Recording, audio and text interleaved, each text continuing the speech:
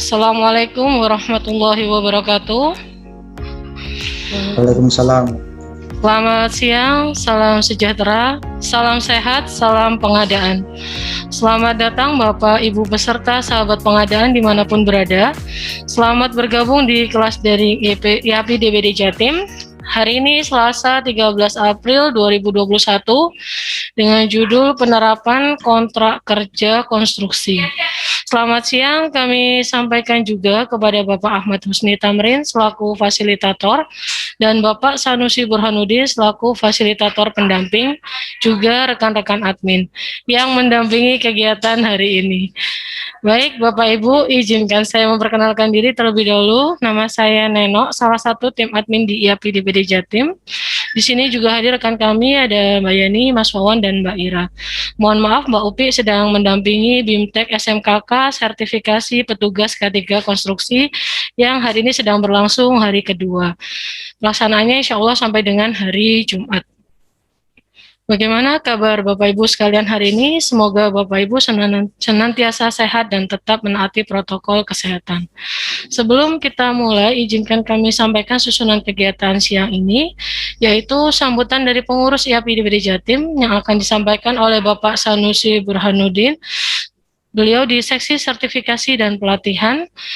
Beliau juga fasilitator tetap PBJ di IAPI DBD Jatim, fasilitator lanjutan PBJ, dan saat ini berdinas di UKPBJ Kabupaten Gresik. Lanjut dengan tangkapan layar bersama, lanjut dengan pemaparan materi yang akan disampaikan oleh fasilitator IAPI DBD Jatim, Bapak Ahmad Husni Tamrin, yang akrab dipanggil dengan Pak Husni. Beliau juga fasilitator PBJ di IAPI DBD Jatim, praktisi kontrak konstruksi, dan saat ini Widya Iswara Ahli Madya, Balai BPSDM Kementerian PUPR. Untuk tanya jawab nanti akan disampaikan melalui Slido, chat Zoom dan interaktif yang insya Allah hari ini akan saya pandu. Kemudian diakhiri dengan tangkapan layar bersama kembali. Baiklah, kita masuk ke agenda yang pertama yaitu sambutan dari pengurus IAPI DBD Jatim kepada Pak Burhan, disilakan. Assalamualaikum warahmatullahi wabarakatuh. Waalaikumsalam. Selamat siang, salam sejahtera bagi kita semua. Yang kami hormati Pak Ahmad Husni Tamrin, salah satu guru saya ini di konstruksi sebagai narasumber hari ini. Kemudian teman-teman pengelola kelas dan admin IAP, ada Mbak Upi, Mbak Neno, Mbak Ira, ya 3 ya. Mas Wawan tidak ada ya? Sedang ini Pak, daftar ujian PBJ Pak. Oh iya, Bapak Ibu peserta kelas daring, jadi ada sekitar 29 peserta. Saya lihat beberapa ada dari UKPBJ, PDAM, BPKP, dan lain-lain, jadi beragam instansi. Hari ini kita bertemu dalam kelas daring dengan judul penerapan kontrak kerja konstruksi. Ya. Perkenalkan, tadi saya sudah dikenalkan, saya Sanusi Burhanuddin di seksi pelatihan dan sertifikasi IAPI DBD Jatim, ditugaskan Pak Ketua, Pak Yuswanto untuk membuka acara ini. Sebelum paparan dari Pak Husni Tamrin, perkenankan kami menyampaikan beberapa informasi terkait IAPI dan sedikit tentang materi dari Pak Husni, bahwa kami IAPI DBD Jatim adalah perkumpulan Ikatan Ahli Pengadaan, ya, Ikatan Ahli Pengadaan Indonesia, di DPD-nya DPD Jawa Timur. Kami bergerak dalam beberapa pelatihan pengadaan tingkat dasar.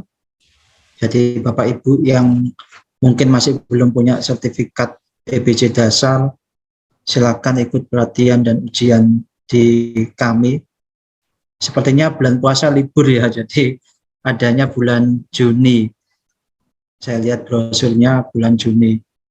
Mungkin setelah Lebaran juga ada, tapi silakan jika yang belum punya sertifikat untuk. Ada Bapak, tapi sudah penuh. Oh ya, karena itu sudah penuh ya, makanya baru Juni ya.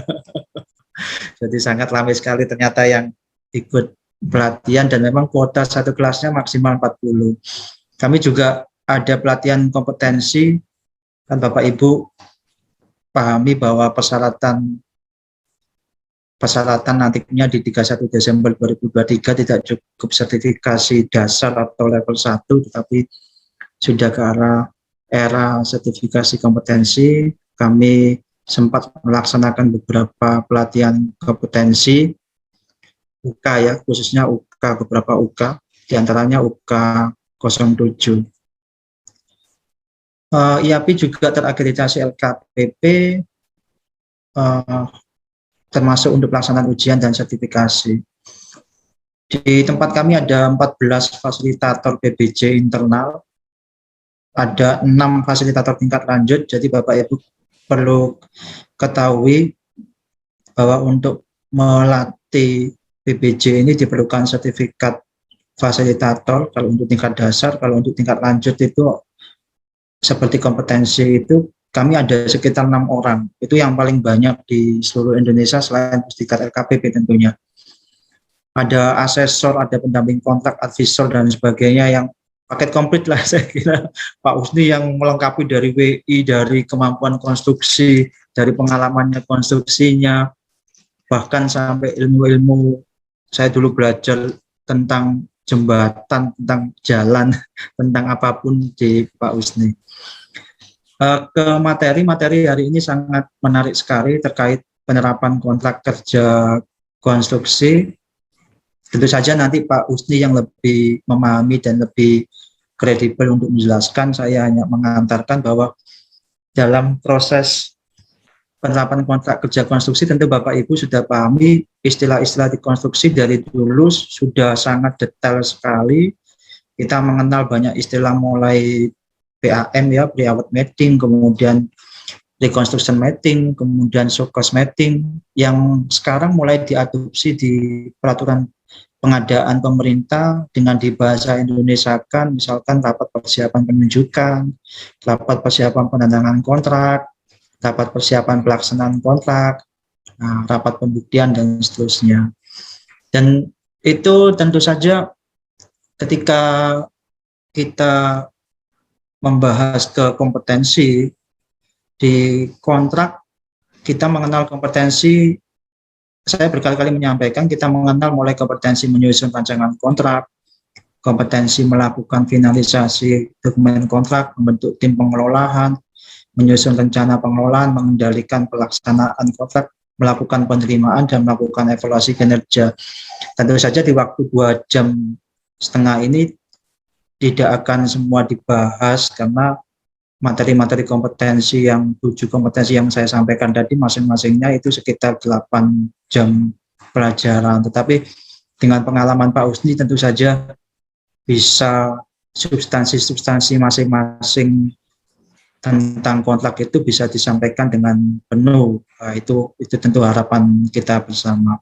Yang ujungnya tentu untuk mewujudkan tujuan bahwa pengelolaan kontrak itu untuk memastikan semua pihak sepakat melaksanakan ketentuan kontrak dengan memaksimalkan kinerja dan meminimalkan risiko.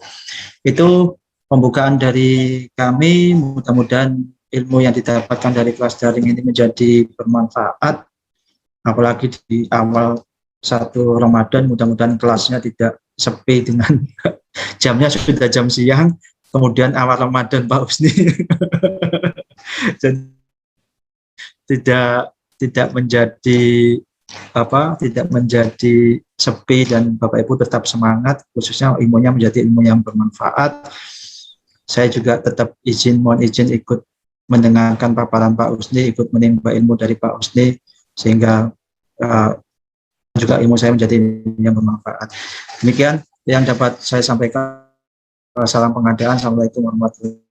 Terima kasih, kami aturkan kepada Pak Burhan berkenan membuka kegiatan hari ini dan insya Allah beliau akan mendampingi kelas hingga berakhir. Baik, kita lanjutkan ke tangkapan layar ya Bapak Ibu. Baiklah, selanjutnya kita masuk ke agenda yang kedua, yaitu pemaparan materi yang akan disampaikan oleh Bapak Husni.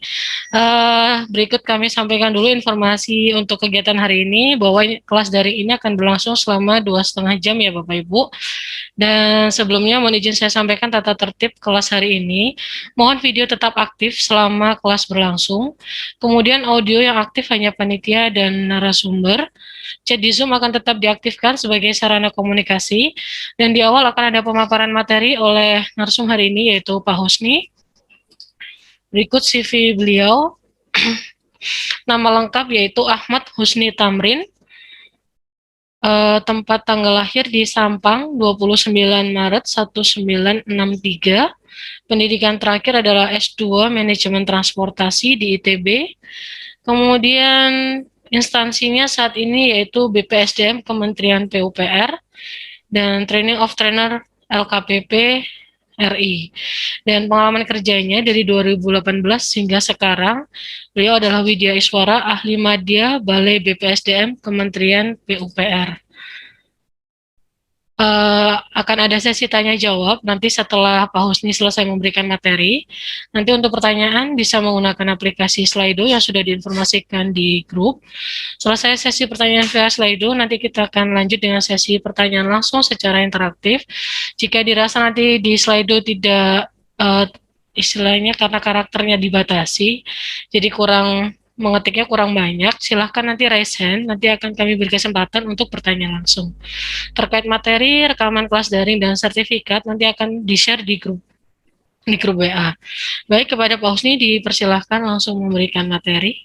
Baik, terima kasih Mbak Neno, Pak Sanusi, di mana pertama kali puasa kita mengadakan kelas daring ya.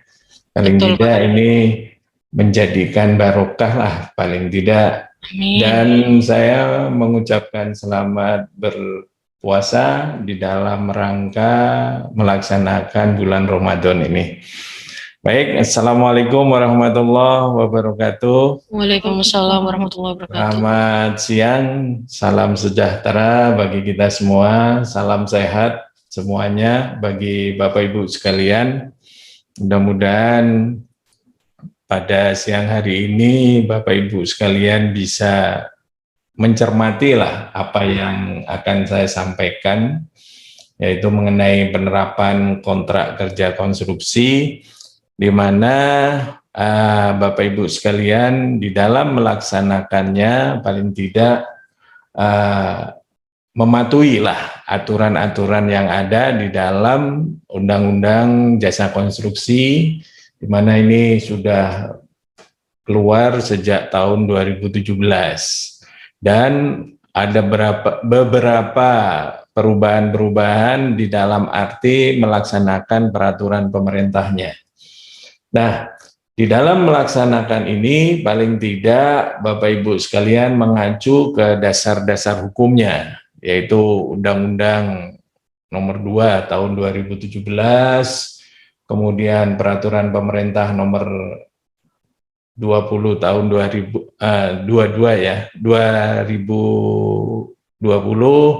kemudian ada yang terbaru yaitu Peraturan Pemerintah Nomor 14 Tahun 2021. Kemudian aturan-aturan yang terkait, paling tidak aturan pengadaan barang dan jasa, kemudian ada peraturan Menteri PUPR, di mana peraturan Menteri PUPR nomor 14 tahun 2020 ini masih berlaku sebelum ada peraturan pengganti.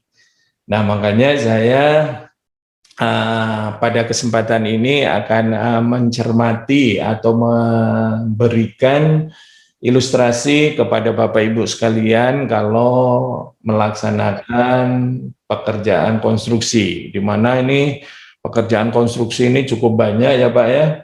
Paling tidak Bapak Ibu sekalian harus memahami tentang surat perjanjiannya. Nah, disinilah yang harusnya disikapi oleh Bapak Ibu sekalian. Paling tidak tadi sama Pak Sanusi sama Mbak Neno sudah diperkenalkan nama saya, paling tidak Ini saya sebagai aparatur sipil negara, kemudian saya ya paling tidak sekarang menjadi Widyaswara. Mudah-mudahan di tahun berikutnya meningkat lagi, bukan Widyaswara Madya, tapi Widyaswara Utama. Ya, mohon doanya Bapak Ibu sekalian, paling tidak itu. Kemudian pada hari ini saya mencoba memberikan ilustrasi mengenai bagaimana penandatanganan kontrak, kemudian bagaimana Bapak Ibu sekalian memberikan tata kelola, memberikan uang muka kepada penyedia jasa di dalam rangka membayar prestasi pekerjaan.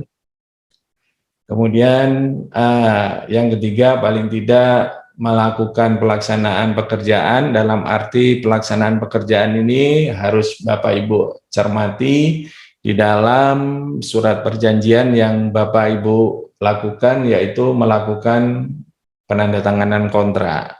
Ya, kemudian bagaimana nantinya Bapak Ibu sekalian di dalam pelaksanaan pekerjaan itu mengendalikan waktu untuk melaksanakan suatu pekerjaan, ya. Kemudian nantinya di dalamnya ada yang dinamakan perubahan kontrak. Nah, di sini sering sekali Bapak Ibu sekalian melaksanakan perubahan kontrak ini tidak mentaati aturan-aturan yang ada di dalam syarat-syarat umum kontrak dan syarat-syarat khusus kontrak. Nah, inilah yang harusnya cermat terhadap perubahan-perubahan kontrak, kapan kontrak itu akan berubah di dalam pelaksanaannya, ya. Kemudian bagaimana tata kelola menghentikan maupun memutuskan dan mengakhiri kontrak tersebut. Nah, inilah yang harusnya perlu dicermati oleh Bapak Ibu sekalian di dalam pelaksanaannya. Makanya paling tidak Bapak Ibu sekalian harus memahami tentang aturan-aturan hukum yang perlu disikapi oleh Bapak Ibu sekalian di dalam melakukan penerapan pelaksanaan kontrak tersebut. Ya, paling tidak ini menjadikan dasar Bapak Ibu sekalian, selain Undang-Undang Nomor 2 Tahun 2017, paling tidak mengacunya kalau sudah menyebut pelaksanaan kontrak, ya paling tidak aturan-aturan Presiden inilah yang menjadikan acuan Bapak Ibu sekalian. Mudah-mudahan Bapak Ibu sekalian sudah membaca aturan-aturan ini, supaya apa? Jeli terhadap standar dokumennya. Karena apa?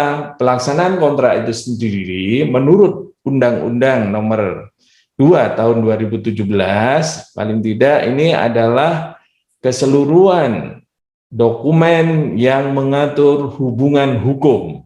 Ini seluruhan yang mengatur hubungan, ya, hukum antara pengguna jasa dan penyedia jasa dalam menyelenggarakan pekerjaan konstruksi.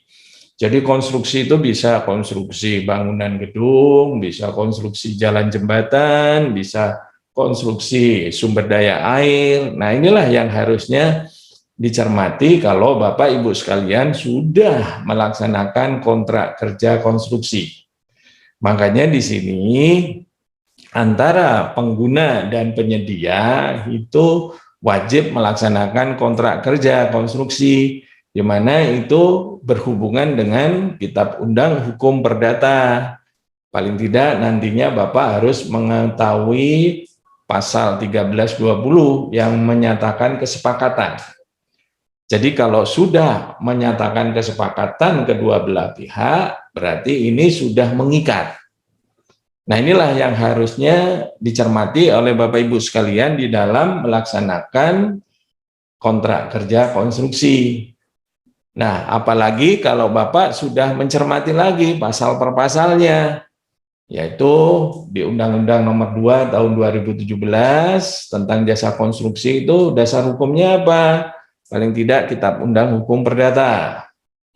Ya, kemudian Peraturan Pemerintah Nomor 22 Tahun 2020 tentang peraturan pelaksanaan Undang-Undang Nomor 2 Tahun 2017 tentang jasa konstruksi, ya, maupun peraturan pemerintah yang terbaru yaitu Nomor 14 Tahun 2021 tentang apa? Tentang perubahan atas peraturan Nomor 22 Tahun 2020 tentang apa?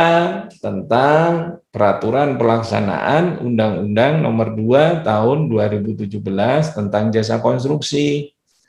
Kemudian ada peraturan Presiden Nomor 16 serta perubahan dari peraturan Presiden Nomor 16 yaitu peraturan Presiden Nomor 12 Tahun 2021. Nah, ini mungkin saya lupa menyelipkan di peraturan undang-undang yang terkait kontrak kerja konstruksi. Makanya di sini perlu dicermati lagi, yaitu kalau sudah bilang konstruksi itu menyangkut peraturan Menteri Teknis terkait, yaitu peraturan Menteri PUPR Nomor 14 Tahun 2020 tentang standar dan pedoman pengadaan jasa konstruksi melalui penyedia. Nah, inilah yang harusnya dicermati kalau Bapak Ibu sekalian akan melaksanakan kontrak kerja konstruksi. Makanya di dalam peraturan Menteri PUPR Nomor 14 itu isinya seperti ini. Ya. Jadi pelaksanaan kontrak berdasarkan Perpres 16 tahun 2018 serta peraturan Presiden, perubahan peraturan Presiden nomor 12 tahun 2021 itu pelaksanaan kontrak itu terkait pertama paling tidak Bapak Ibu sekalian kalau sudah bilang berkontrak, siapa yang berkontrak? Bapak harus tahu apakah itu pejabat pembuat komitmen, ataukah kuasa pengguna anggaran, ataukah pengguna anggaran. Nah, ini sudah ada limpahan-limpahan kewenangannya. Oleh sebab itu, cermati pelaksanaan berdasarkan itu. Ya, paling tidak ada penetapan surat penunjukan penyedia jasa, kemudian penandatanganan kontrak, kemudian pemberian uang muka, kemudian pembayaran prestasi pekerjaan, kemudian kalau nantinya ada perubahan kontrak, paling tidak Bapak Ibu sekalian menyebutkan dengan istilah, bisa addendum, ya paling tidak, atau perubahan pekerjaan tambah kurang. Nah, inilah yang harusnya dicermati pemakaian istilah tersebut. Kemudian penghentian kontrak atau berakhirnya kontrak tersebut, bagaimana kalau menghentikan dan bagaimana berakhirnya. Kemudian bagaimana pemutusannya. Kemudian bagaimana melakukan serah terimanya. Serta seandainya kalau ada keadaan kahar. Yang paling tidak keadaan kahar ini menyangkut peraturan perundang-undangan yang terkait nantinya. Nah, itulah yang harusnya dicermati oleh kedua belah pihak di dalam melaksanakan kontrak. Ya paling tidak kalau bilang pelaksanaan kontrak ini saya menyebutkan seperti ini. Ya, paling tidak ini skemanya kalau Bapak Ibu melaksanakan kontrak. Ya, mulai dari SPPBJ sampai selesainya serah terima kedua. Makanya di sini dicermatilah, ya, dicermati tahapan-tahapan ini. Paling tidak tahapan-tahapan ini menjadikan Bapak Ibu sekalian bisa melaksanakan kontrak. Ya, paling tidak kalau di pelaksanaan kontrak itu harus bisa Bapak menyebutkan mana yang masa kontrak dan mana yang masa pelaksanaan kontrak.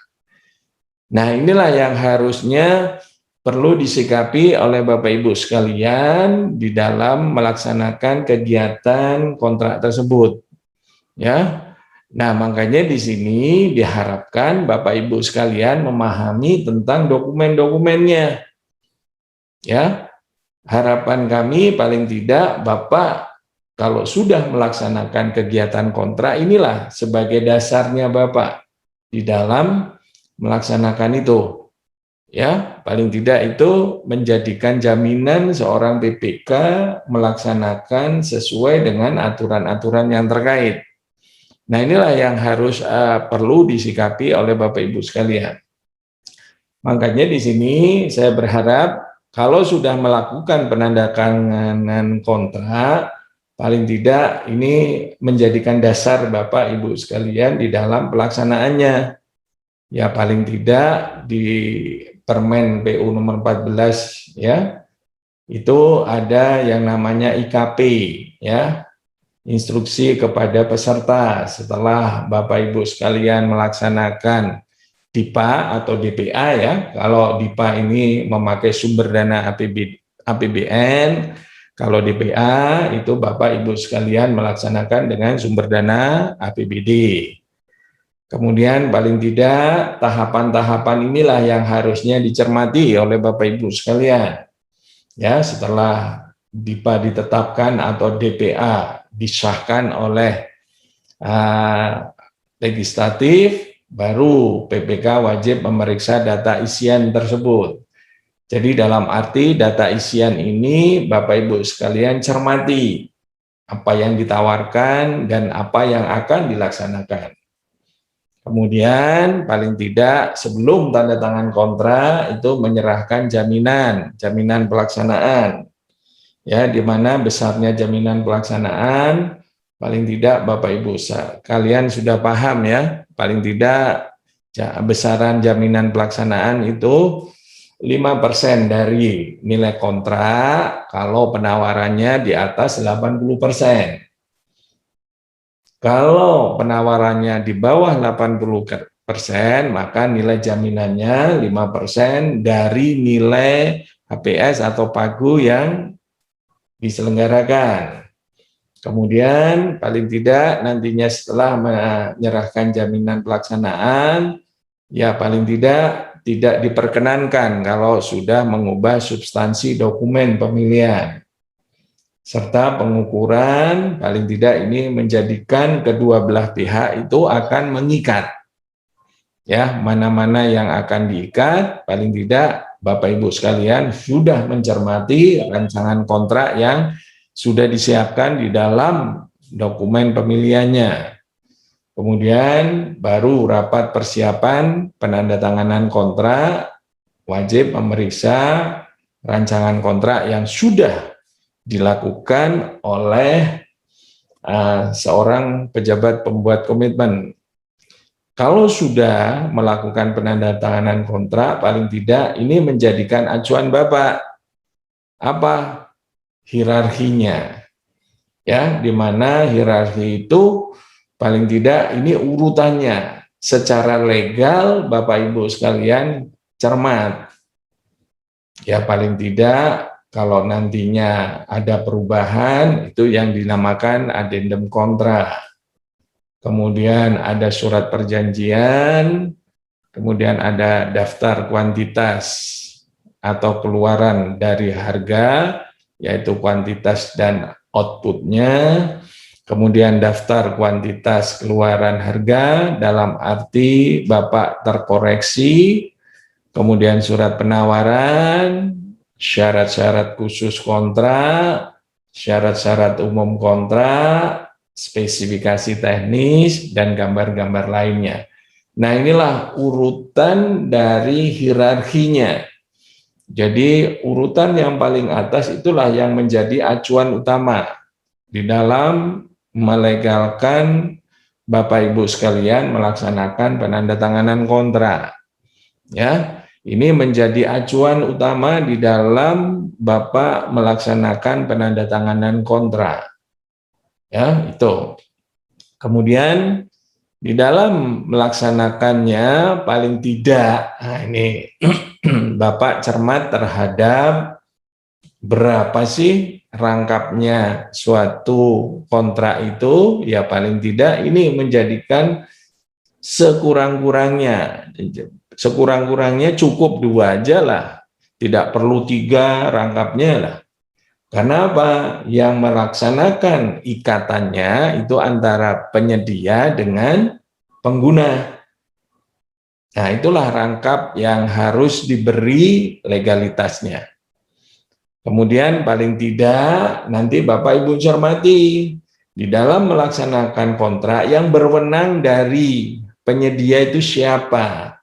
Itu harus tercantum di dalam akte pendiriannya. Ya paling tidak kalau itu tanda tangan kontraknya secara online, ya paling tidak sudah menginput data kontrak itu ke SPSE-nya. Makanya di sini diharapkan Bapak Ibu sekalian cermat terhadap siapa yang nantinya akan melegalkan suatu perjanjian tersebut. Nah, inilah yang harus disikapi oleh kedua belah pihak. Ya. Karena apa? Di sini dicermati oleh Bapak Ibu sekalian. Klausul pasal per pasalnya itu harus dicermati oleh Bapak Ibu sekalian di dalam melaksanakannya. Ya, paling tidak ini menjadikan pedoman Bapak Ibu sekalian di dalam melaksanakan tanda tangan kontrak tersebut. Ya. Kemudian paling tidak di pasal berikutnya yaitu pasal 29 itu berbunyi ya, uang muka itu dapat diberikan pada saat persiapan pelaksanaan. Nah, itu sudah jelas tercantum di dalam peraturan presidennya, makanya besaran uang muka itu paling tidak Bapak cermati ya, untuk usaha non kecil, untuk usaha kecil itu Bapak berikan sebesar maksimal 30%. Kalau itu usaha non kecil itu maksimal 20%. Dan kalau 15% itu untuk kontrak tahun jama. Bagaimana sih yang dinamakan kontrak tahun jama? Bapak Ibu sekalian harus cermat itu. Ya. Jadi ini menjadikan acuan Bapak Ibu sekalian di dalam memberikan uang muka. Makanya disebutkan di dalam klausul surat perjanjiannya dicantumkan pada rancangan kontrak yang terdapat di dalam dokumen pemilihan. Ya. Jadi kalau di dalam dokumen pemilihan rancangan kontrak Bapak tidak menyebutkan uang muka, berarti tidak ada pemberian uang muka nantinya. Nah, ini yang harus disikapi oleh Bapak Ibu sekalian di dalam pelaksanaannya. Makanya di sini paling tidak pemberian uang muka dan nantinya kalau Bapak melaksanakan pembayaran prestasinya, paling tidak ini menjadikan Bapak dan Ibu sekalian di dalam syarat-syarat umum kontrak itu menyebutkan uang muka itu diperlukan untuk apa. Salah satunya melaksanakan mobilisasi peralatan tenaga kerja, kemudian pembayaran uang tanda jadi kepada pemasok, kalau itu ada pemasoknya. Pemasok itu maksudnya pemasok bahan atau material atau persiapan teknis lainnya.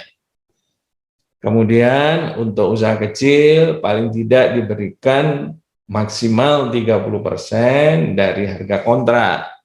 Ya, ini tata kelola kalau Bapak dan Ibu sekalian memberikan uang muka, ya, yang tadi sudah saya sebutkan di dalam pelaksanaannya. Ya, paling tidak ini menjadikan Bapak nantinya seandainya kontrak Bapak memakai kontrak tahun jama, ya bisa dilakukan pemberian uang muka sebesar berapa? 15% dari nilai kontraknya. Nah, Bapak Ibu sekalian harus cermat juga. Jadi nggak asal memberikan uang muka, tapi penyedia harus mengajukan permohonan kalau Bapak Ibu sekalian melaksanakan dengan pembayaran uang muka. Supaya apa? Bapak Ibu cermat terhadap penggunaannya. Nah, inilah klausul-klausul yang perlu diperhatikan di dalam memberikan uang muka. Ya. Kemudian paling tidak uang muka itu harus mengajukan ya surat perjanjian pembayaran kepada PPSPN. Karena apa? Permohonan uang muka itu harus didaftarkan di dalamnya, yaitu selambat-lambatnya 7 hari setelah jaminan uang muka itu diterima. Kemudian nantinya tata kelola pembayarannya itu secara proporsional, ya, di dalam tata kelola pengembalian uang muka tersebut. Nah, inilah yang dicermati oleh kedua belah pihak di dalam melakukan pelaksanaan uang muka tersebut, ya. Kemudian pembayaran prestasinya paling tidak ada 3, ya, pembayaran. Bisa secara bulanan atau yang dinamakan monthly off certificate, kemudian bisa pembayaran berdasarkan tahapan atau termin. Tolong harus dicermati kalau Bapak melaksanakan pembayaran secara termin, di mana realisasinya harus lebih tinggi dibandingkan Bapak melaksanakan pengambilan termin tersebut.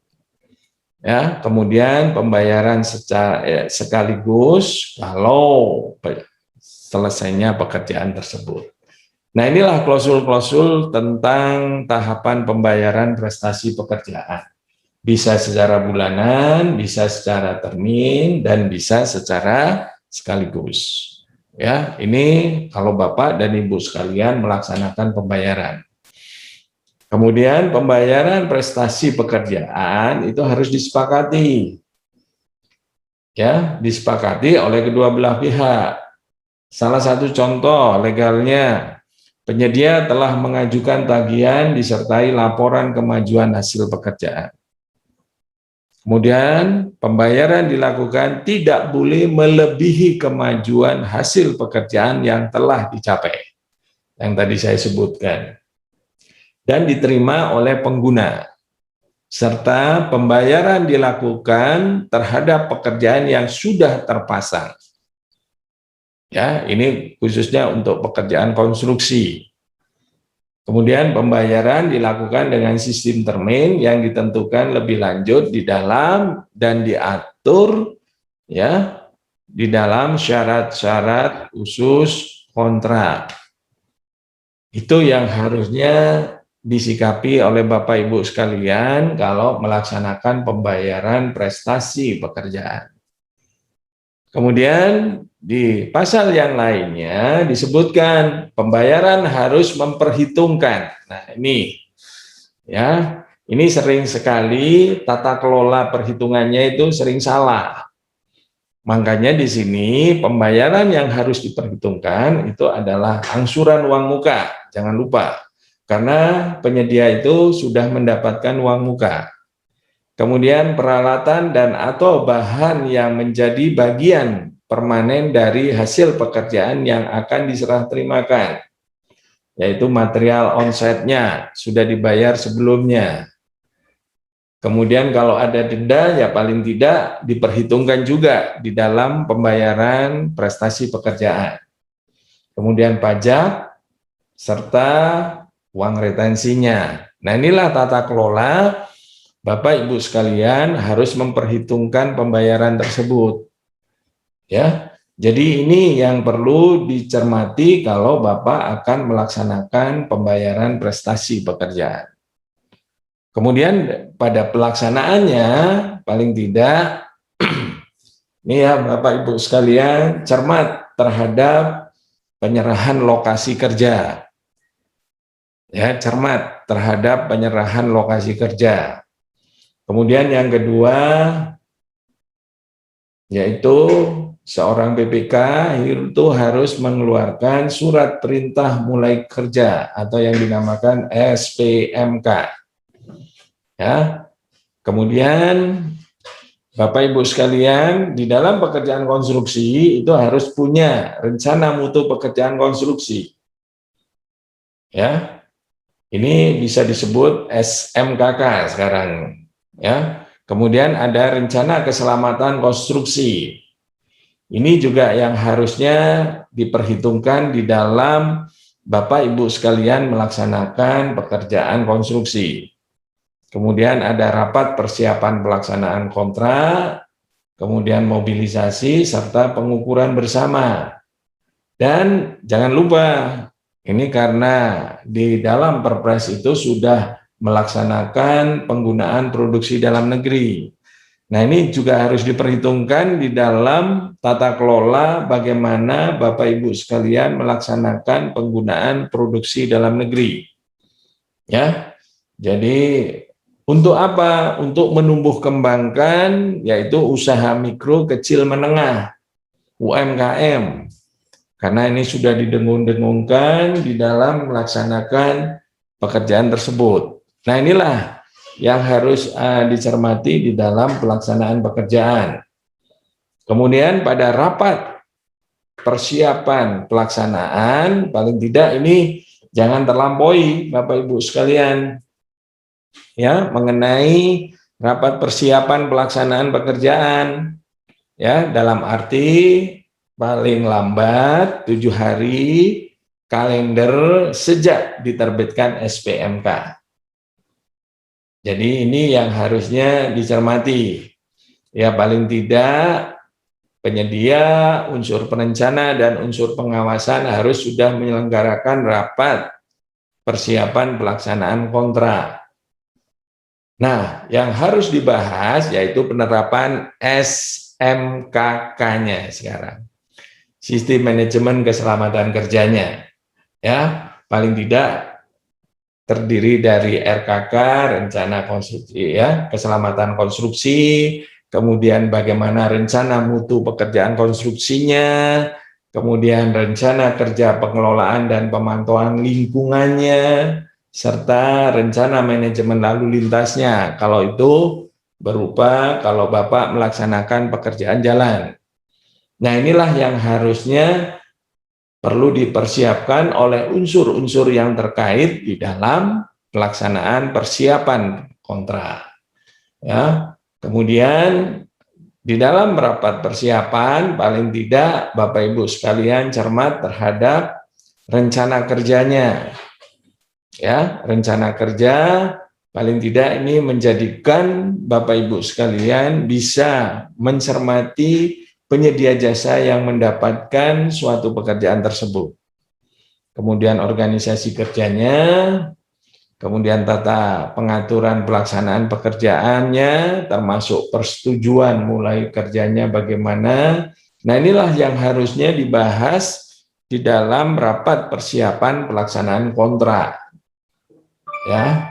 Kemudian paling tidak ini juga yang harusnya dicermati, ya, karena di dalam peraturan menteri itu menyebutkan bagaimana melaksanakan masa pelaksanaan kontrak, kemudian bagaimana penundaan oleh pengawas pekerjaannya, ya. Jadi ada beberapa unsur yang harusnya disikapi oleh Bapak Ibu sekalian. Karena apa? Penyedia itu mempunyai hak, pengguna harus mempunyai kewajiban. Nah, inilah yang harusnya dilakukan tata kelolanya. Kemudian bagaimana tahapan rapat pemantauannya, kemudian bagaimana kalau nantinya ada peringatan dini dalam arti keterlambatan bisa, ya, paling tidak jangan sampai terlambat, kemudian bagaimana nantinya kalau diperingatkan paling tidak ada tahapan-tahapan kontrak kritisnya, ya, kemudian bagaimana memberikan kesempatan kepada penyedia jasa yang melaksanakan kalau dia terlambat. Nah, itulah yang harusnya diatur di dalam rapat persiapan pelaksanaan pekerjaan. Ya. Kemudian paling tidak ini sebagai pengendalian waktunya. Ya. Hati-hati, pengendalian waktu karena apa? Di dalam melaksanakan pekerjaan konstruksi, selain mengendalikan kualitas, juga harus bisa mengendalikan waktu. Ya, inilah yang harusnya menjadikan tugas dan tanggung jawab kedua belah pihak yang sudah melaksanakan kontrak kerja. Ini yang menjadikan sikap Bapak, Ibu sekalian menilai kinerja dari penyedia jasa. Itu salah satu contoh kalau Bapak melakukan dengan keterlambatan. Ya. Jadi keterlambatan ini sangat dipengaruhi oleh banyak faktor. Ya, apalagi seperti sekarang musim hujan, kemudian banyak kejadian-kejadian bencana. Nah, itu harus dicermati juga di dalam melaksanakannya. Makanya di sini cermat terhadap kontrak kritis yang terjadi. Ya, di mana kontrak kritis yang terjadi itu bisa dilaksanakan pada 3 periode. Bisa periode pertama 0 sampai 70, di mana ada deviasi minus 10%, itu harus sudah mulai diperingati. Kemudian periode kedua paling tidak 70 sampai 100%, ada deviasi minus 5%, cermat terhadap pelaksanaannya, ya. Kemudian ada periode fisik pelaksanaan 70 sampai 10%, di mana dia melampaui tahun anggaran, itu bagaimana nantinya. Nah, inilah yang harusnya perlu disikapi oleh kedua belah pihak. Ini sudah menyatakan keterlambatan pelaksanaan dan kontrak kritis tadi. Ya. Kemudian paling tidak kalau sudah melaksanakan kontrak kritis, lah inilah yang harusnya menjadi tahapannya. Ya, tahapan dinyatakan kritis, Bapak harus melakukan apa? Rapat pembuktian atau yang dinamakan show-cause meeting. Ya, paling tidak ada tahapan-tahapan show-cause meeting tersebut. Ya, karena ini penanganan kalau Bapak sudah terjadi kontrak kritis. Makanya dilakukan dengan rapat pembuktian. Ya, tuh. Jadi tahapan-tahapan show-cause meeting itu ada tahapan pertama show-cause meeting, bagaimana, kemudian tahapan kalau terjadi ya uji coba pertama itu gagal, bagaimana tata kelolanya harus melaksanakan ya show-cause meeting tahap kedua. Kemudian dalam waktu tertentu ya dituangkan dalam berita acara. Ya, kemudian kalau gagal lagi bagaimana melaksanakan kontrak kritis keduanya. Nah, inilah tahapan-tahapan yang harusnya bisa dikendalikan oleh pengguna. Ini yang menjadikan Bapak Ibu sekalian cermat terhadap bagaimana Bapak Ibu melaksanakan tata kelola pelaksanaan kontrak tersebut. Ya. Kemudian ya apabila uji petiknya, uji ketiganya masih dalam kondisi kritis, nah bagaimana Bapak Ibu melaksanakannya? Apa perlu penambahan waktu atau tidak? Ya.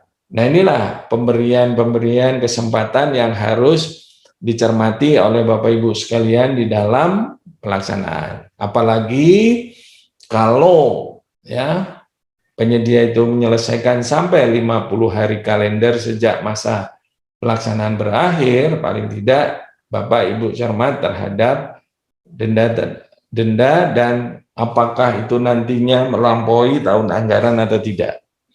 Ya, itu. Kemudian ini yang perlu dicermati dalam hal ya terdapat perbedaan antara kondisi lapangan pada saat pelaksanaan dengan gambar atau spek yang ditentukan di dalam dokumen kontrak, maka PPK bersama penyedia dapat melakukan perubahan. Ya, perubahan itu ya, perubahan kontrak. Kemudian paling tidak perubahan kontrak itu menyangkut mengenai apa? Menambah atau mengurangi volume yang tercantum di dalam kontrak. Kemudian menambah dan mengurangi jenis kegiatan, itu bisa dilaksanakan. Dan mengubah spek teknis sesuai dengan kondisi lapangan, serta mengubah jadwal pelaksanaan. Nah, inilah yang bisa dilakukan kalau terjadi perubahan kontrak. Makanya di sini paling tidak ya perubahan kontrak itu adalah perubahan kontrak dilaksanakan dengan ketentuan. menambah nilai kontrak akhir tidak melebihi 10% dari kontrak awal. Makanya di sini perlu dicermati lagi pada perubahan-perubahan kontrak tersebut, yaitu paling tidak kontrak hanya dapat diubah melalui yang dinamakan tadi addendum kontrak. Makanya perubahan kontrak dapat dilaksanakan apabila disetujui oleh para pihak, ya, di mana diakibatkan oleh apa aja. Ya paling tidak Bapak Ibu sekalian cermat terhadap hal-hal yang bisa dilakukan di dalam perubahan kontrak konstruksi tersebut. Paling tidak ini menjadikan Bapak Ibu sekalian bisa melaksanakan perubahan kontrak, ya, perubahan pekerjaan, bisa perubahan harga kontrak, kemudian perubahan jadwal pelaksanaan maupun masa pelaksanaan, serta perubahan personil manajerial dan atau peralatan utama, serta perubahan kontrak yang disebabkan masalah administrasi. Itu bisa dilakukan dengan melakukan perubahan addendum, ya. Kemudian pada pasal 36, ya, paling tidak untuk kepentingan perubahan kontrak, pengguna jasa dapat meminta pertimbangan dari pengawas pekerjaan atau pejabat atau panitia peneliti pelaksanaan kontrak. Itu juga harus dicermati, dipertimbangkan di dalam melaksanakan perubahan kontrak, serta paling tidak ini melaksanakan kelayakan di dalam melaksanakan perubahan kontrak tersebut, ya. Ya paling tidak ini ada perintah perubahan dari pengguna untuk penyedia di dalam mengurangi atau menambah kegiatan, mengurangi spek teknis atau gambar pekerjaan, atau mengubah jadwal pelaksanaan pekerjaan, ya.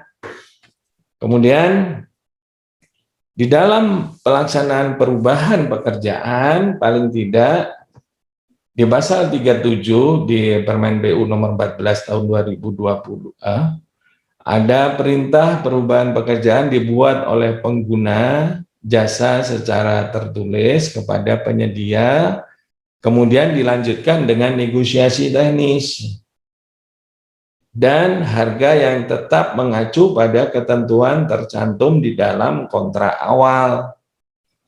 Ya, makanya dari hasil negosiasi tersebut dituangkan di dalam berita acara sebagai dasar penyusunan addendum kontrak. Oleh sebab itu, perubahan kontrak sesuai dengan Permen BU itu juga menyebutkan perubahan harga kontrak dapat diakibatkan karena perubahan pekerjaan. Kemudian penyesuaian harga kalau Bapak memakai kontrak tahun jamak, serta peristiwa kompensasi dalam arti ketentuan itu bisa diatur di dalam syarat-syarat khusus kontrak. Nah inilah perubahan-perubahan kalau Bapak melaksanakan suatu pekerjaan, ya. Kemudian perubahan jadwal itu bisa dilaksanakan pada saat Bapak dan Ibu sekalian cermat terhadap jadwal pelaksanaan pekerjaan, yaitu mengenai perubahan pekerjaan, perpanjangan masa pelaksanaan, serta peristiwa kompensasi. Itu yang harusnya perlu disikapi oleh Bapak Ibu sekalian di dalam melaksanakan perubahan jadwal pelaksanaan. Kemudian perubahan jadwal pelaksanaan paling tidak memperpanjang nantinya masa pelaksanaan dapat dilakukan, ya, oleh pengguna jasa atas pertimbangan perubahan pekerjaan, peristiwa kompensasi, dan keadaan kahar. Nah inilah yang harus dicermati pada saat Bapak Ibu sekalian melaksanakan jadwal pelaksanaan, ya. Kemudian perubahan personil atau manajerial.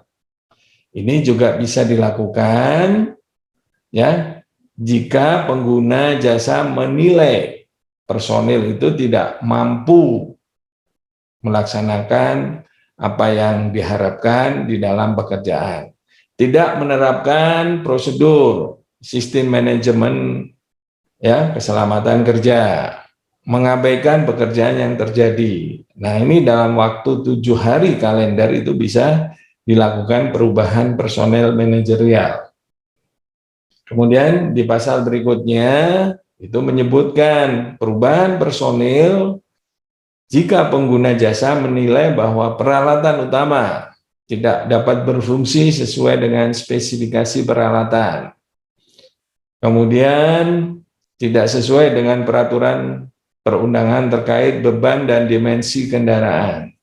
Itu bisa dilakukan perubahan ya peralatan utama. Kemudian yang berikutnya mengenai penghentian, di mana penghentian kontrak dapat dilakukan karena terjadi keadaan kahar. Keadaan kahar ini diatur di dalam undang-undang tersendiri nantinya. Ya, keadaan kahar itu bisa karena bencana, bisa karena dampak sosial, dan bisa karena ya perbedaan ya pendapat di dalam arti melaksanakan sesuai dengan kondisinya. Itu bisa dilakukan. Ya, itu mengenai penghentian kontrak. Kemudian pemutusannya, ya paling tidak tahapan-tahapan tadi. Ya, paling tidak tahapan yang harus dicermati pada saat Bapak melaksanakan kontrak. Ya, bisa dilakukan terlebih dahulu dengan memberikan surat peringatan yang tadi Sukos Meeting 1, 2, dan 3. Kecuali dalam arti memberikan salah satu pihak yang lainnya melakukan tindakan dan prestasi. Itu nanti kecuali telah ada putusan pidana. Nah, itulah tata kelola kalau Bapak melaksanakan pemutusan kontrak. Ya, di mana surat peringatan sudah diberikan 3 kali, tadi Sukos Meeting 1, Sukos Meeting 2, Sukos Meeting 3, itu bisa sudah dilakukan. Makanya di sini pemutusan kontrak dilakukan sekurang-kurangnya 14 hari kalender setelah pengguna jasa menyampaikan pemberitahuan rencana pemutusan kontrak tersebut.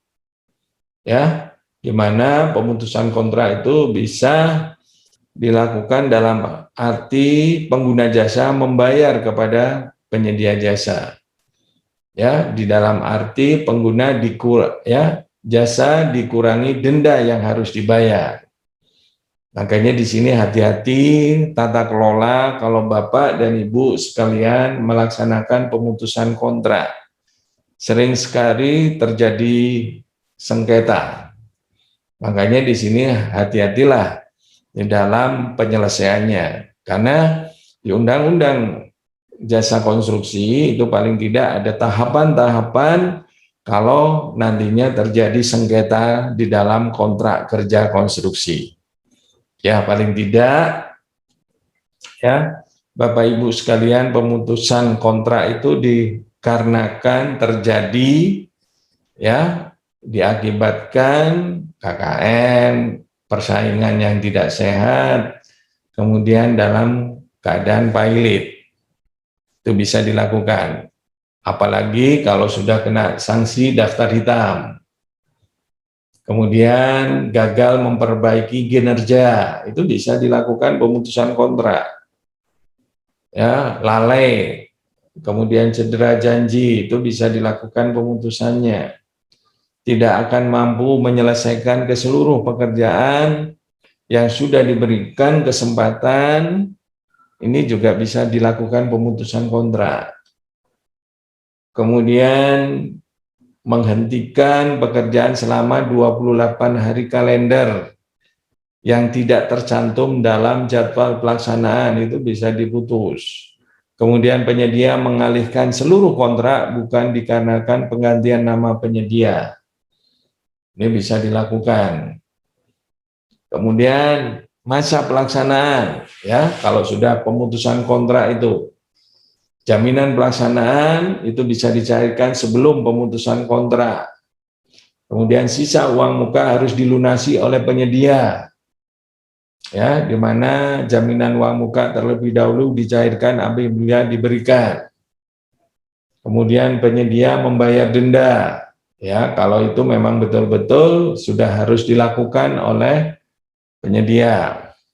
Kemudian penyedia dikenakan sanksi daftar hitam. Ini pada masa pelaksanaan. Kemudian pada masa pemeliharaan. Karena apa? Pekerjaan konstruksi itu pasti ada masa pemeliharaannya. Nah, di mana masa pemeliharaan itu bisa melampaui tahun anggaran berikutnya. Yaitu kalau sudah di masa pemeliharaan, ya jaminan pemeliharaan harus dicairkan. Serta retensinya juga harus diserahkan. Makanya penyedia jasa kena daftar hitam. Ya. Kemudian pemutusan kontrak oleh penyedia, ya paling tidak mengesampingkan pasal 1266 yang tadi, pengguna jasa menyetujui pengawas pekerjaan untuk memerintahkan penyedia menunda pelaksanaan pekerjaan. Karena apa? Penyedia jasa itu komplain atau melakukan klaim, itu bisa terjadi. Ya, penundaan tersebut tidak ditarik selama 28 hari kalender. Makanya di situ harus tercantum di dalam SSKK. Jangan sampai ini nggak tercantum di dalam SSKK, di dalam pemutusan kontrak oleh penyedia. Ya. Kemudian ini, ya, para pihak menyepakati kalau akan diputus. Makanya itu penyimpangan prosedur, bisa pelaksanaan kontrak tidak dapat dilanjutkan, serta ruang lingkupnya tidak terwujud. Dan pengakhiran pekerjaan selesai paling tidak dituangkan dalam final addendum. Jadi perubahan yang terakhir itu adalah yang dinamakan final addendum. Oleh sebab itu, paling tidak berakhirnya kontrak itu mengakhiri kontrak dilakukan kesepakatan oleh kedua belah pihak. Kontrak berakhir apabila telah dilakukan pengakhiran pekerjaan dan hak serta kewajibannya para pihak sudah terdapat di dalam kontrak yang dipenuhi, serta terpenuhi hak dan kewajiban para pihak tersebut. Nah, inilah berakhirnya kontrak. Jadi semuanya, dua-duanya sudah melakukan kewajiban dan tanggung jawabnya, hak dan kewajibannya. Ya, paling tidak ini saya mencermati, paling tidak kalau kontrak konstruksi itu paling tidak hierarkinya seperti itu. Ada addendum, ada surat perjanjian, kemudian surat penawaran, ya, ada syarat-syarat khusus kontrak, ada syarat-syarat umum kontrak, ada spesifikasi teknis, serta gambar yang lainnya. Dalam arti itu saling terkait satu dengan yang lainnya dalam satu kesatuan dokumen kontrak. Nah, inilah yang dinamakan kontrak konstruksi. Ya. Kemudian ini ada salah satu contoh kalau Bapak melakukan dengan surat perjanjian. Ya, ini paling tidak berisi seperti ini. Ada kalimat pembuka, ada isi perjanjian, dan ada kalimat penutup. Nah, inilah yang dinamakan surat perjanjiannya itu seperti itu. Di mana di kalimat pembuka itu ada judul kontrak, ada nomor kontrak, dan seterusnya. Kemudian di isi perjanjian itu ada latar belakang pembuatan kontrak, pernyataan kedua belah pihak, serta istilah-istilah yang harus dituangkan di dalam surat perjanjian. Dan di kalimat penutup itu ada pernyataan menyetujui jumlah eksemplar yang akan dibuat serta tanda tangannya. Mungkin ini salah satu contoh dari surat perjanjian. Mudah-mudahan ini yang bisa saya sampaikan, apa yang saya sampaikan ini sekelumit pengalaman yang pernah terjadi pada diri saya dan mungkin menjadikan bermanfaat bagi Bapak Ibu sekalian.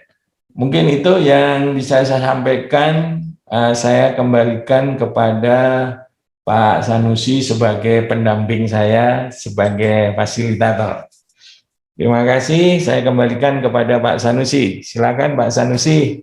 Baik, terima kasih Pak Husni. Pak Nena, silakan Pak Nena. Siap Pak, kan pendamping Pak, jadi harus mendampingi Pak Husni sampai selesai Pak. Ya. Baik, mohon izin Pak, sebelumnya sudah ada beberapa pertanyaan di Slido. Ya. Saya share dulu ya. Monggo, mau dibacakan atau baca sendiri Bapak? Silakan Mbak Neno. Saya bacakan ya Pak. Ini dari Pak Frans. Pak Frans dari Kabupaten Belu. Belu apa Belu ya Pak bacanya? Belu. Oh Belu. Baik, nama yang menandatangani kontrak adalah orang yang dikuasakan yang mana namanya tidak tercantum dalam akta pendirian perusahaan. Secara hukum apakah bisa? Baik, terima kasih Pak Frans. Kalau secara legal itu sudah salah Pak. Jadi yang akan melaksanakan penandatanganan kontrak itu harus tercantum di dalam akte pendirian dari suatu perusahaan. Ya. Nantinya apa? Karena dialah yang bertanggung jawab atas kontrak yang ditandatangani secara umumnya. Nah, itulah yang harusnya disikapi. Makanya KUHP ya di pasal di buku 3 itu menyebutkan ada pasal 1320, ada 1388 itu sahnya kontrak karena dia cukup dewasa dan tercantum di dalam akte pendirian perusahaan. Nah, itulah yang harusnya dicukupi oleh Bapak Ibu sekalian di dalam melaksanakan penandatanganan kontrak. Ya. Kemudian yang kedua ini Pak Anonimus Pak, ini peserta favorit Pak. Anonimus tuh selalu hadir dimanapun berada kelas daring kita. Berada ya. Nah, mungkin ada tambahan dari Pak Burhan, mungkin ada tambahan untuk Pak Frans atau Silakan. Pak Frans mau ada tanggapan juga sebentar. Pak Frans di manakah? Ini. Pak Burhan, apakah ada tambahan untuk penjelasan dari Pak Husni, Pak Burhan? Iya, boleh. Jadi mohon izin Pak Husni. Silakan Pak Burhan. Saya sepakat dengan Pak Husni karena dan itu di Pak Fran di PM 14 itu sudah dituangkan kalimatnya. Bapak kalau lihat di SDP-nya di 44.9 itu sudah bunyi bahwa pihak yang berwenang menandatangani kontrak atas nama penyedia adalah direktur utama atau pimpinan perusahaan atau yang namanya tercantum dalam akta pendirian garing anggaran dasar yang telah didaftarkan sesuai dengan peraturan perundang-undangan. Jadi itu bunyi di SDP konstruksi. Tetapi saya paham pertanyaan Bapak ini kemungkinan kebingungannya karena membaca per LKPP 9 2018 yang di per LKPP 9 tersebut dibunyikan bahwa selain pihak yang di atas, pihak lain dapat menandatangani kontrak adalah pihak yang mendapat kuasa dan seterusnya sepanjang merupakan karyawan tenaga kerja tetap. Itu Pak ya, ada bunyi di per LKPP 9-nya. Tetapi kalau Bapak pakai konstruksi masih diselamatkan dengan SDP konstruksi bahwa di SDP konstruksi dibatasi hanya untuk direktur atau pimpinan atau yang namanya tercantum di akte pendirian. Jadi tolak saja Pak, karena itu sudah di luar aturan pemilihan. Itu tambahan dari saya. Terima kasih. Baik, lanjut ya Pak, yang anonimus tadi ya Pak. Ya. Apa yang harus dilakukan jika perubahan kontrak yang dilakukan melebihi 10% dari nilai kontrak awal? Ya, terima kasih. Jadi ini mungkin belum mencermati dari syarat-syarat umum kontrak ataupun syarat-syarat khusus kontrak, di mana kalau itu melebihi ya harusnya kalau dia sebagai pejabat pembuat komitmen itu minta izin dulu, ya minta izin kepada pengguna anggaran, diperkenankan nggak kalau melebihi 10%. Ya, di dalam aturannya tidak boleh melebihi dari 10%. Ya, kalau ada uangnya. Kalau nggak ada uangnya ya nggak bisa dilakukan perubahan kontrak yang sampai dengan 10%. Nah, inilah yang harusnya disikapi oleh Bapak Ibu sekalian di dalam melaksanakan perubahan kontrak, cermat terhadap uang yang ada atau dana yang ada. Kalau itu tidak ada, ya nggak bisa dilakukan melaksanakan melampaui 10% dari kontrak awal. Mungkin itu yang perlu saya sampaikan, makanya di sini diharapkan tolong cermati perubahan kontrak atau yang dinamakan tadi addendum. Ada uangnya atau tidak? Nah, inilah yang harusnya dilakukan. Karena apa? Di dalam pelaksanaan kontrak itu harusnya sudah ada kesepakatan kedua belah pihak pada waktu Bapak melaksanakan rapat persiapan kontrak tersebut. Mungkin itu yang perlu saya sampaikan kepada Pak, ya siapa yang menanyakan Bapak atau ini? Ibu anonimus ya Pak. Ya.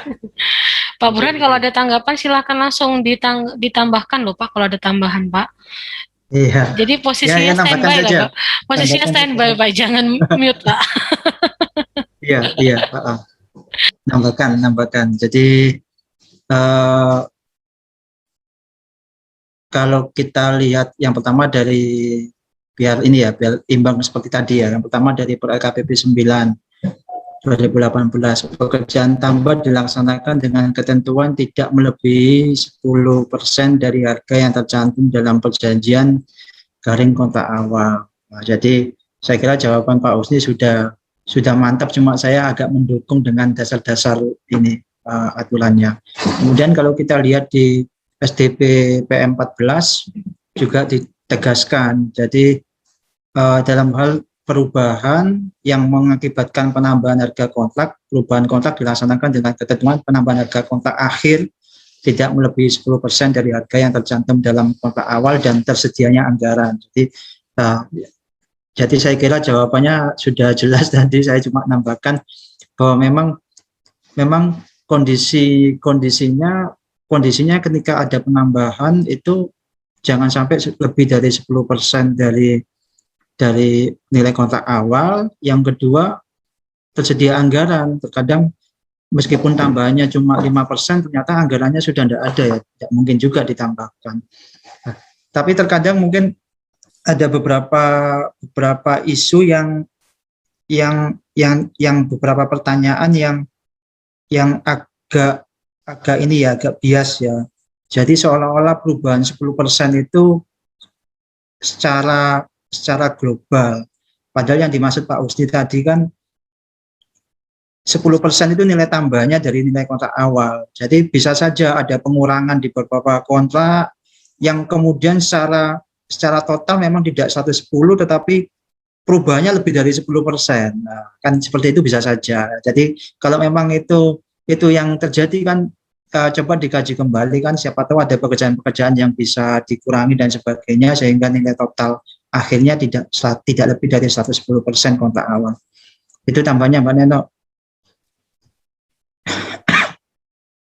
Baik, terima kasih Pak Burhan. Baik, terima kasih Pak. Lanjut ya Pak. Ini yang teratas ada, jika terjadi sengketa kontrak, apakah ada solusi selain persidangan?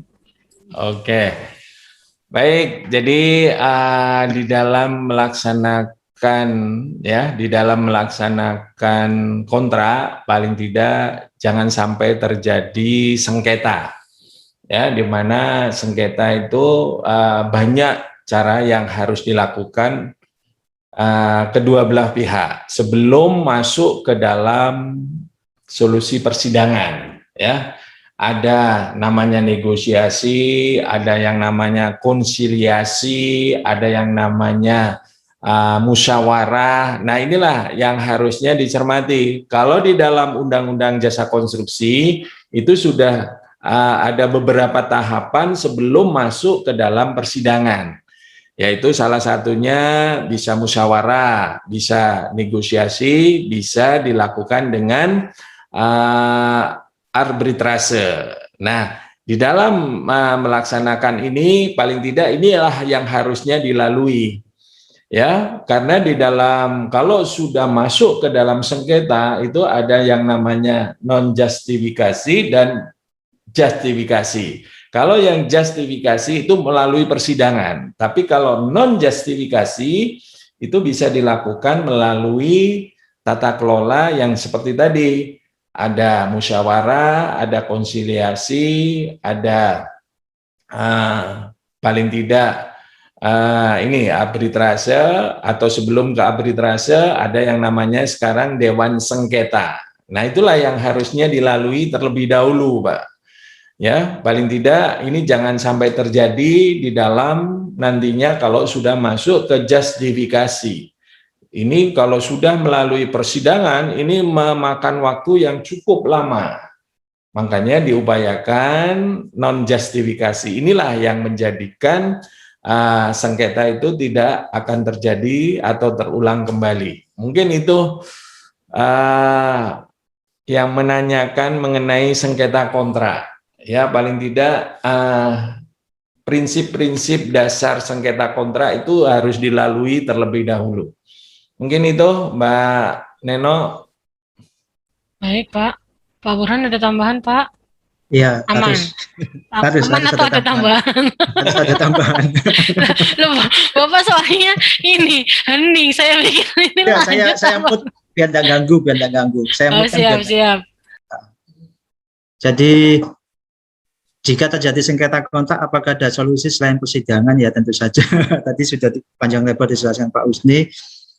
Justru solusi pengadilan ini solusi yang terakhir ya. Kalau Bapak Ibu baca di pasal 85, 14, 12, 21 kan, di ayat satunya itu kan solusinya bisa ke yang pertama ke layanan penyelesaian sengketa kontrak, yang kedua arbitrase, yang ketiga Dewan Sengketa Konstruksi baru atau penyelesaian melalui pengadilan.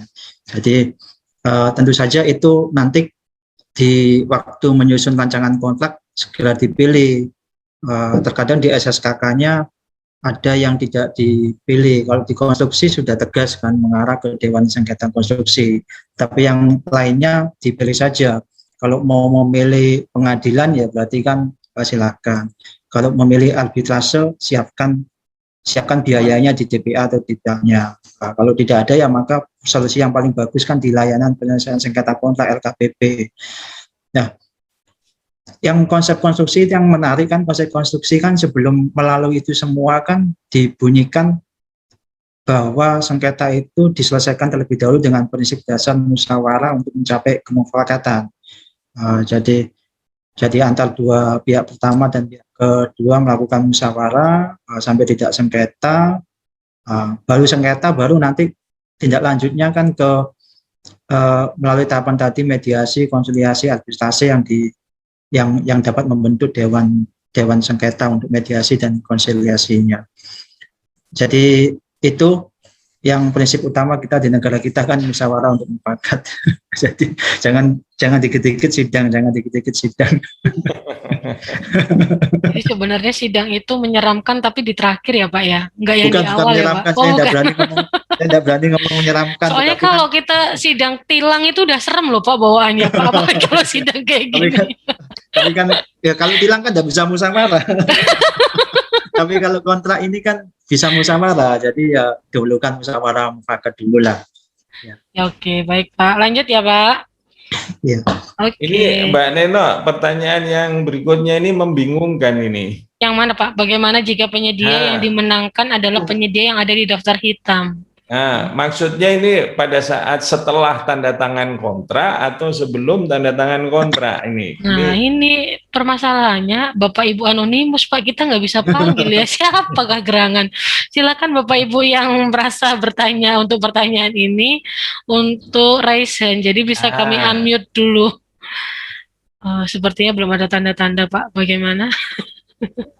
Jadi atau dijelaskan kalau sebelum atau sesudah? Bisa menjelaskan Pak Burhan ini kelihatannya. Ya. Silakan Pak Burhan, nggak apa-apa Pak Burhan. Bagaimana jika penyedia yang dimenangkan adalah penyedia yang ada di daftar hitam? Nah, ya kan tadi pertanyaannya apakah sudah kontrak atau sebelum kontrak?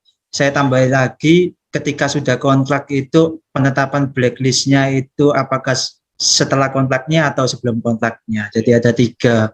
Yang pertama ketika itu sudah dimenangkan tetapi belum kontrak, ya tentu saja tinggal dilakukan proses-proses lainnya ya. SPBJ-nya dibatalkan kalau sudah SPBJ, kemudian menunjuk tingkat berikutnya, diusulkan blacklist kembali kan, karena ada informasi yang palsu. Yang kedua ketika sudah kontrak, proses blacklist-nya itu sebelum tanggal kontrak, ya tentu saja kontraknya dibatalkan, kemudian dikenakan sanksi kembali dan hanya dibayar kalau perhitungan itu tetap libatkan APIP, nanti dibayarnya biasanya minus keuntungan dia. Jadi hanya dibayar sesuai apa yang dikeluarkan.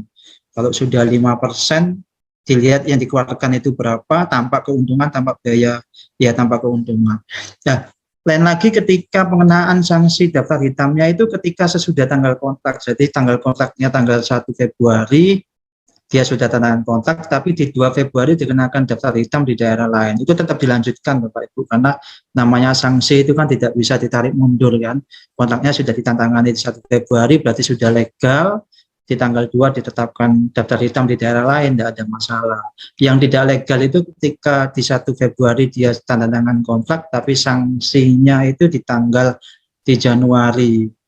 Tentu saja ada informasi yang tidak disampaikan. Makanya di beberapa rapat persiapan penunjukan, rapat persiapan penandatanganan kontrak itu Bapak Ibu pastikan kembali ada kepastian untuk memastikan bahwa data kualifikasinya masih berlaku. Data kualifikasi itu termasuk juga pernyataan bahwa tidak masuk data hitam dan sebagainya. Karena bisa saja data hitam itu memang disembunyikan atau bisa saja disangsikan saat sudah ditetapkan pemenang. Jadi itu solusinya. Saya tadi coba nyari dasar hukumnya, saya kira ada itu kalimat itu, nanti mungkin saya tambahkan di akhir ini, saya cari dulu. Terima kasih. Terima kasih Pak Burhan, karena yang biasa memberikan backlist ini kan PA ya Pak ya, pengguna anggaran. Pengguna anggaran kadang-kadang sering tidak memberikan informasi itu kepada lembaga kebijakan pengadaan barang dan jasa. Nah inilah yang harusnya mungkin solusi bagaimana bisa mencermati daftar hitam ini sebelum kontrak itu ditandatangani. Nah inilah yang menjadikan PR bagi lembaga kebijakan ya Pak ya, paling tidak itu. Kemudian yang berikutnya untuk masa pemeliharaan. Ya, untuk masa pemeliharaan ini untuk pekerjaan konstruksi itu tidak ada maksimalnya, tergantung dari rancangan kontrak yang dibuat. Ya, dalam arti ya, kalau itu pekerjaan semi permanen itu minimal, yang disebutkan hanya minimalnya, bukan maksimalnya. Minimal itu 3 bulan. Kemudian kalau pekerjaan permanen itu minimal masa pemeliharaannya itu 6 bulan. Ya, mana yang mau dipakai? Tergantung Bapak Ibu sekalian menyebutkan enggak di dalam rancangan kontrak tersebut supaya apa? Jeli terhadap pekerjaan yang akan dilaksanakan. Mungkin itu yang perlu saya sampaikan. Jadi yang ada di dalam Permen 14 itu hanya menyebutkan minimal, Pak. Semi permanen itu 3 bulan, kalau pekerjaan permanen itu masa pemeliharaannya minimal 6 bulan. Mungkin itu Pak Daniel ya, iya. Pak Daniel. Ada pertanyaan lanjutannya nih Pak, di pasal 54 Perpres tentang perubahan kontrak berlaku untuk kontrak lumsum juga Pak. Nah, Pak, jangan mengingat-ingat Perpres 54 ya Pak ya, paling tidak sekarang Bapak mengingatnya Perpres 16 dan perubahannya yaitu Perpres 12, di mana jenis-jenis kontrak itu cukup banyak Pak. Ada langsam, ada harga satuan, ada gabungan langsam dan harga satuan, serta ada terima jadi dan putar kunci. Nah, itulah yang harusnya dicermati Bapak Ibu sekalian di dalam melaksanakan karakteristik pekerjaan konstruksi. Ya paling tidak kalau untuk pekerjaan konstruksi ya melihatnya ke mana yang output yang lebih banyak melakukan pekerjaan tambah kurang. Ya, paling tidak ada yang namanya jenis kontra harga satuan. Boleh Bapak melakukan gabungan antara langsam dan harga satuan, paling tidak Bapak sudah bisa memilah mana yang dibayarkan dengan langsam dan mana yang dibayarkan dengan kontra harga satuan. Ya, paling tidak untuk langsam ini outputnya sudah jelas gitu loh. Jelas dalam arti Bapak melaksanakan misal ya pelaksanaan titik-titik lampu. Ini kan jelas tempatnya sudah. Nah, boleh Bapak melakukan output itu tidak ada perubahan, bisa dilakukan dengan jenis kontrak langsam. Nah, itulah yang harusnya dicermati pada saat Bapak menentukan jenis kontrak pada rancangan kontrak tersebut. Mungkin itu Pak Daniel ya, yang perlu saya jawab. Kemudian mungkin ada tambahan dari Pak Burhan mengenai jenis-jenis kontrak, Pak.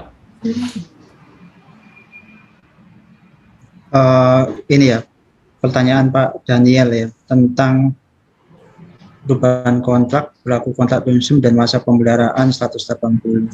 Iya, kalau masa pemeliharaan kan sudah jelas bunyinya bahwa itu paling singkat ya.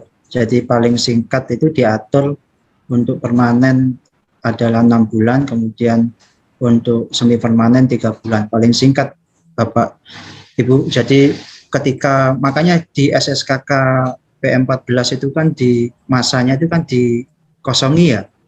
Silakan itu isi saja sesuai kebutuhannya. Kan ada beberapa yang malah memasang 2 tahun gitu kan.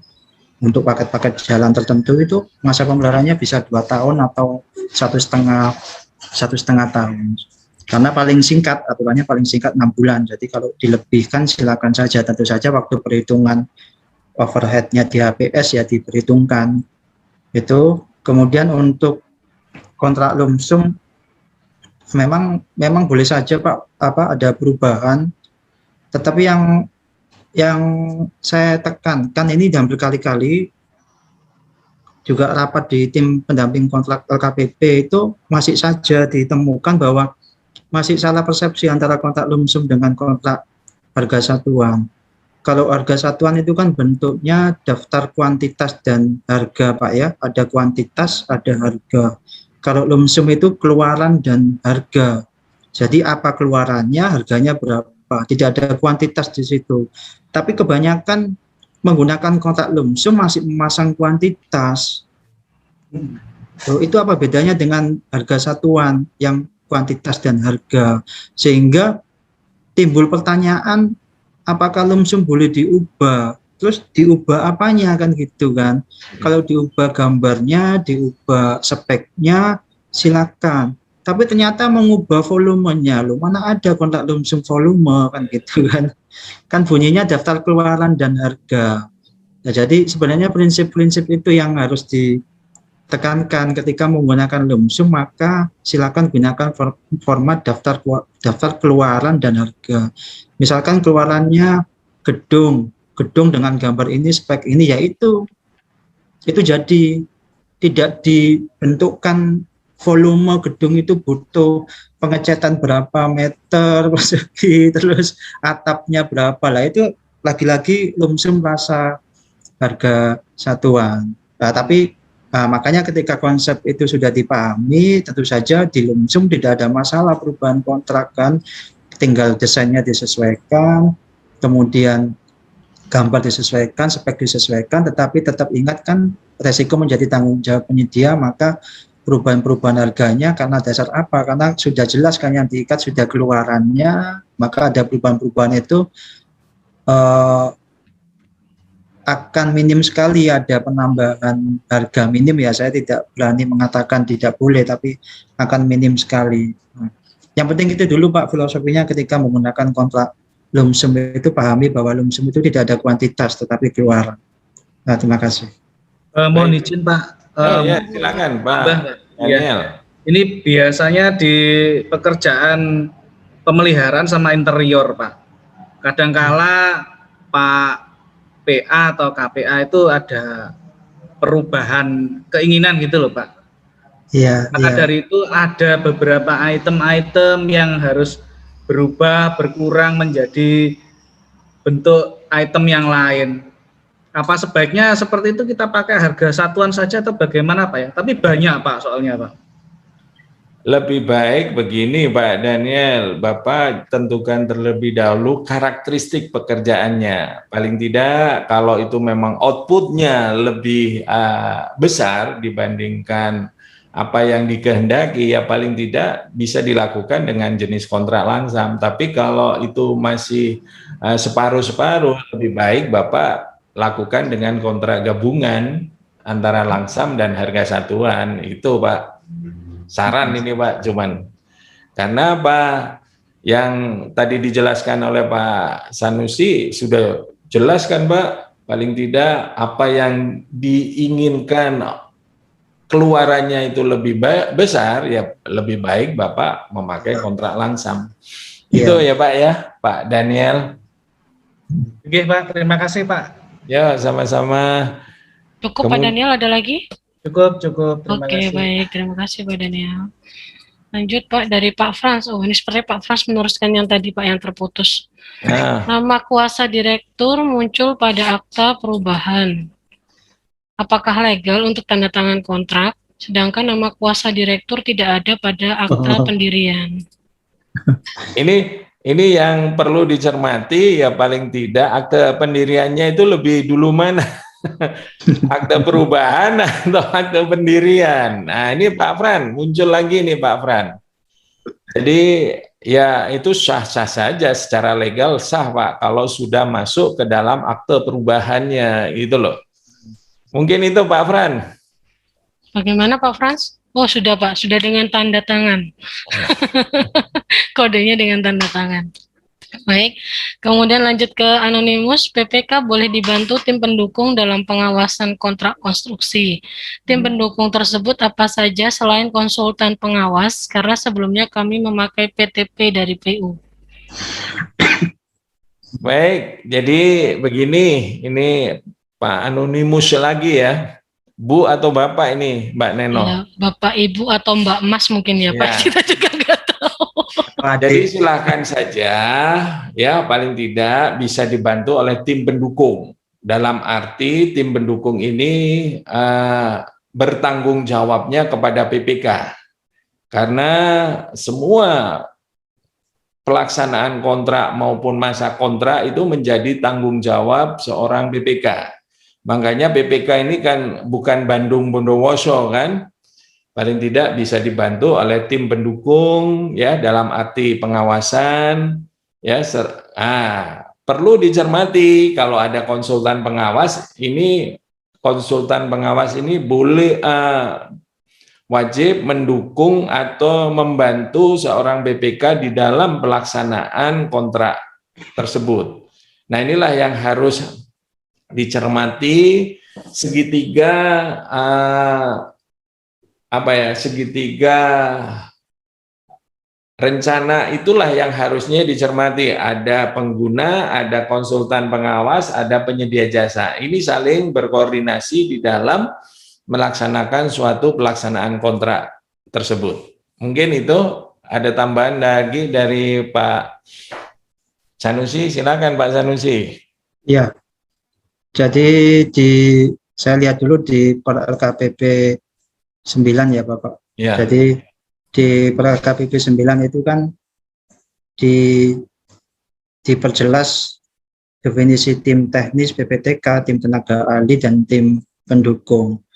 Jadi LKPP 9 ini tim pendukung lebih ke arah dapat dibentuk dalam rangka membantu untuk urusan yang bersifat administrasi keuangan. Kemudian yang tim teknis itu lebih ke arah membantu memberikan masukan dan melaksanakan tugas tertentu dan seterusnya. Tim ahli, tenaga ahli, pendampingan, pengawasan dan sebagainya. Jadi intinya paling tidak tim pendukung maupun konsultan pengawas itu bertanggung jawabnya terhadap pejabat pembuat komitmen. Nah, itulah yang harusnya disikapi pada saat Bapak dan Ibu sekalian melaksanakan rapat pra persiapan kontrak. Mungkin itu Mbak Neno. Baik Bapak, lanjut ke anonimus lagi. Terkait biaya untuk arbitrase, apakah harus selalu ditambahkan di DPA-nya? Bagaimana? Putus ya, maaf. Ya Pak, bisa diulang Pak 1 menit kemudian. 1 menit sebelum Pak maksudnya. Yang mohon maaf ini kantornya gini nih resikonya. Jadi kalau pengawasan itu bisa ke konsultan pengawas dan atau ke staf BPK sebagai direksi teknis, dan Bapak Ibu kan bisa lihat di rancangan kontrak PM14 di situ dikenalkan istilah-istilah direksi lapangan, direksi teknis dan sebagainya, termasuk tugas-tugasnya. Ya, itu saja sebenarnya tambahan saya. Oke, terima kasih Pak Burhan. Mbak Neno, Sekitar slide-nya Pak, belum selesai. ini Pak, ya masih saya tadi mau mengeluarkan pertanyaannya yang tadi, tapi kan ketutup Pak. Sebentar, saya keluarkan lagi. Nah, tadi arbitrase ya Pak? Ya. Oh iya. Sudah belum Pak arbitrasenya Pak? Belum. Oh belum. Ulangi ya Pak. Ya. Terkait biaya untuk arbitrase, apakah harus selalu ditambahkan di DPA-nya? Bagaimana, apakah bisa menggunakan biaya operasional atau biaya lain? Nah, ini yang perlu disikapi pada saat perencanaan ya. Mudah-mudahan Bapak Ibu sekalian tidak sampai terjadinya sengketa lah. Dalam arti boleh direncanakan pada saat Bapak Ibu sekalian melaksanakan rencana DPA-nya. Tapi juga bisa dimasukkan ke dalam rancangan kontrak yang Bapak Ibu sebutkan. Ya paling tidak di dalam klausul surat perjanjian itu boleh dimasukkan terhadap seandainya terjadi sengketa, mau diapakan, mau melalui secara non litigasi maupun secara litigasi. Nah, itu harus disebutkan di dalam rancangan kontrak Bapak Ibu sekalian. Ya, karena di Kitab Undang Hukum Perdata 3 itu sudah menyebutkan. Silakan tambahkan ke dalam rancangan kontrak Bapak Ibu sekalian. Kalau itu terjadi, kalau tidak terjadi ya itu harus dikembalikan ke dalam kas negara. Mungkin itu Mbak Upi, mungkin ada ada tambahan dari Pak Sanusi. Pak Burhan, ini dari Pak Sanusi Burhan. Iya, Sanusi Burhanuddin Pak, sama Pak. Kayak saya manggil Pak Husni kan Pak Ahmad. Pak Burhan, ini dari Dede Anonimus loh Pak. Coba ya. Pak. Iya kan, ya, saya sepakat lah. Terus sepakat saya sama Pak Husni. Kenapa membayangkan menganggarkan sengketa? Ya. Kenapa tidak membayangkan mitigasi resikonya? Dan kemudian kalau ada sengketa pun sebaiknya kan pakai musyawarah atau pakai jalur lain yang gratis seperti tadi LPSK, Lembaga Penyelesaian Sengketa Kontrak, atau pakai Dewan Konstruksi. Tapi kalau memang terpaksa harus disediakan anggaran arbitrase ya harus dianggarkan bukunya arbitrase Pak. Sekarang kita kan tidak mengenal biaya operasional, biaya lain yang bisa digunakan segala macam kebutuhan. Ya, jadi harus dibunyikan itu. Ya. Itu saja tambah saya. Sama tambahan yang tadi yang terkait daftar hitam sudah ketemu saya. Jadi di LKPP 17 2018 di pasal 6-nya yaitu sanksi daftar hitam berlaku sejak tanggal surat keputusan ditetapkan dan tidak berlaku surut non retroaktif. Kemudian yang kedua, penyedia yang terkena sanksi daftar hitam dapat menyelesaikan pekerjaan lain jika kontraknya ditandatangani sebelum pengenaan sanksi. Jadi itu dasar hukumnya di LKPP 17. Berarti ini secara nggak langsung menjawab punya Pak Frans ya Pak? Dalam tahun anggaran berjalan penyedia tanda tangan kontrak paket A dan B, dalam perjalanan paket A di PHK dan di blacklist, apakah paket B dapat dihentikan kontrak? Oh iya, lihat itu saja pasal 6 ayat 1 dan 2 ya, di LKPP 17 2018 ya. Begitu ya Pak Frans, semoga sudah terjawab. Tadi sudah secara nggak langsung sudah disampaikan oleh Pak Burhan. Baik, tersisa satu Pak dari Ibu Mujiasih. Apa yang kita lakukan jika ternyata penyedia pemenang kontrak adalah hanya pinjam nama perusahaan? Dengan bukti pada saat tanda tangan kontrak, Direktur SAT tidak bisa datang. Bagaimana ini Pak? Baik, ini kelihatannya sudah terbiasa ya Bu Mujiasih ya. Mudah-mudahan nggak terbiasa gitu loh Bu ya. Paling tidak ini jangan sampai terjadi lah, karena penyedia jasa yang memenangkan itu harus bertanggung jawab atas seluruh kontrak yang terjadi. Nah inilah yang harusnya disikapi oleh Bapak Ibu sekalian kalau pinjam-pinjam bendera ini loh. Repotnya di sinilah ya. Mudah-mudahan kalau itu pinjam dan direkturnya saya lanjut terus. Makanya di sini harus hati-hati Bapak Ibu sekalian di dalam melaksanakan penandatanganan kontrak.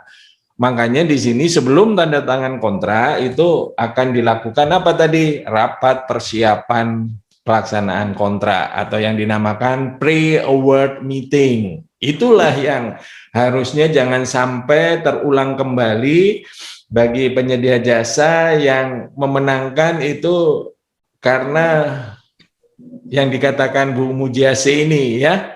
Mungkin itu Bu Mujiasih. Siap Pak, terima kasih banyak.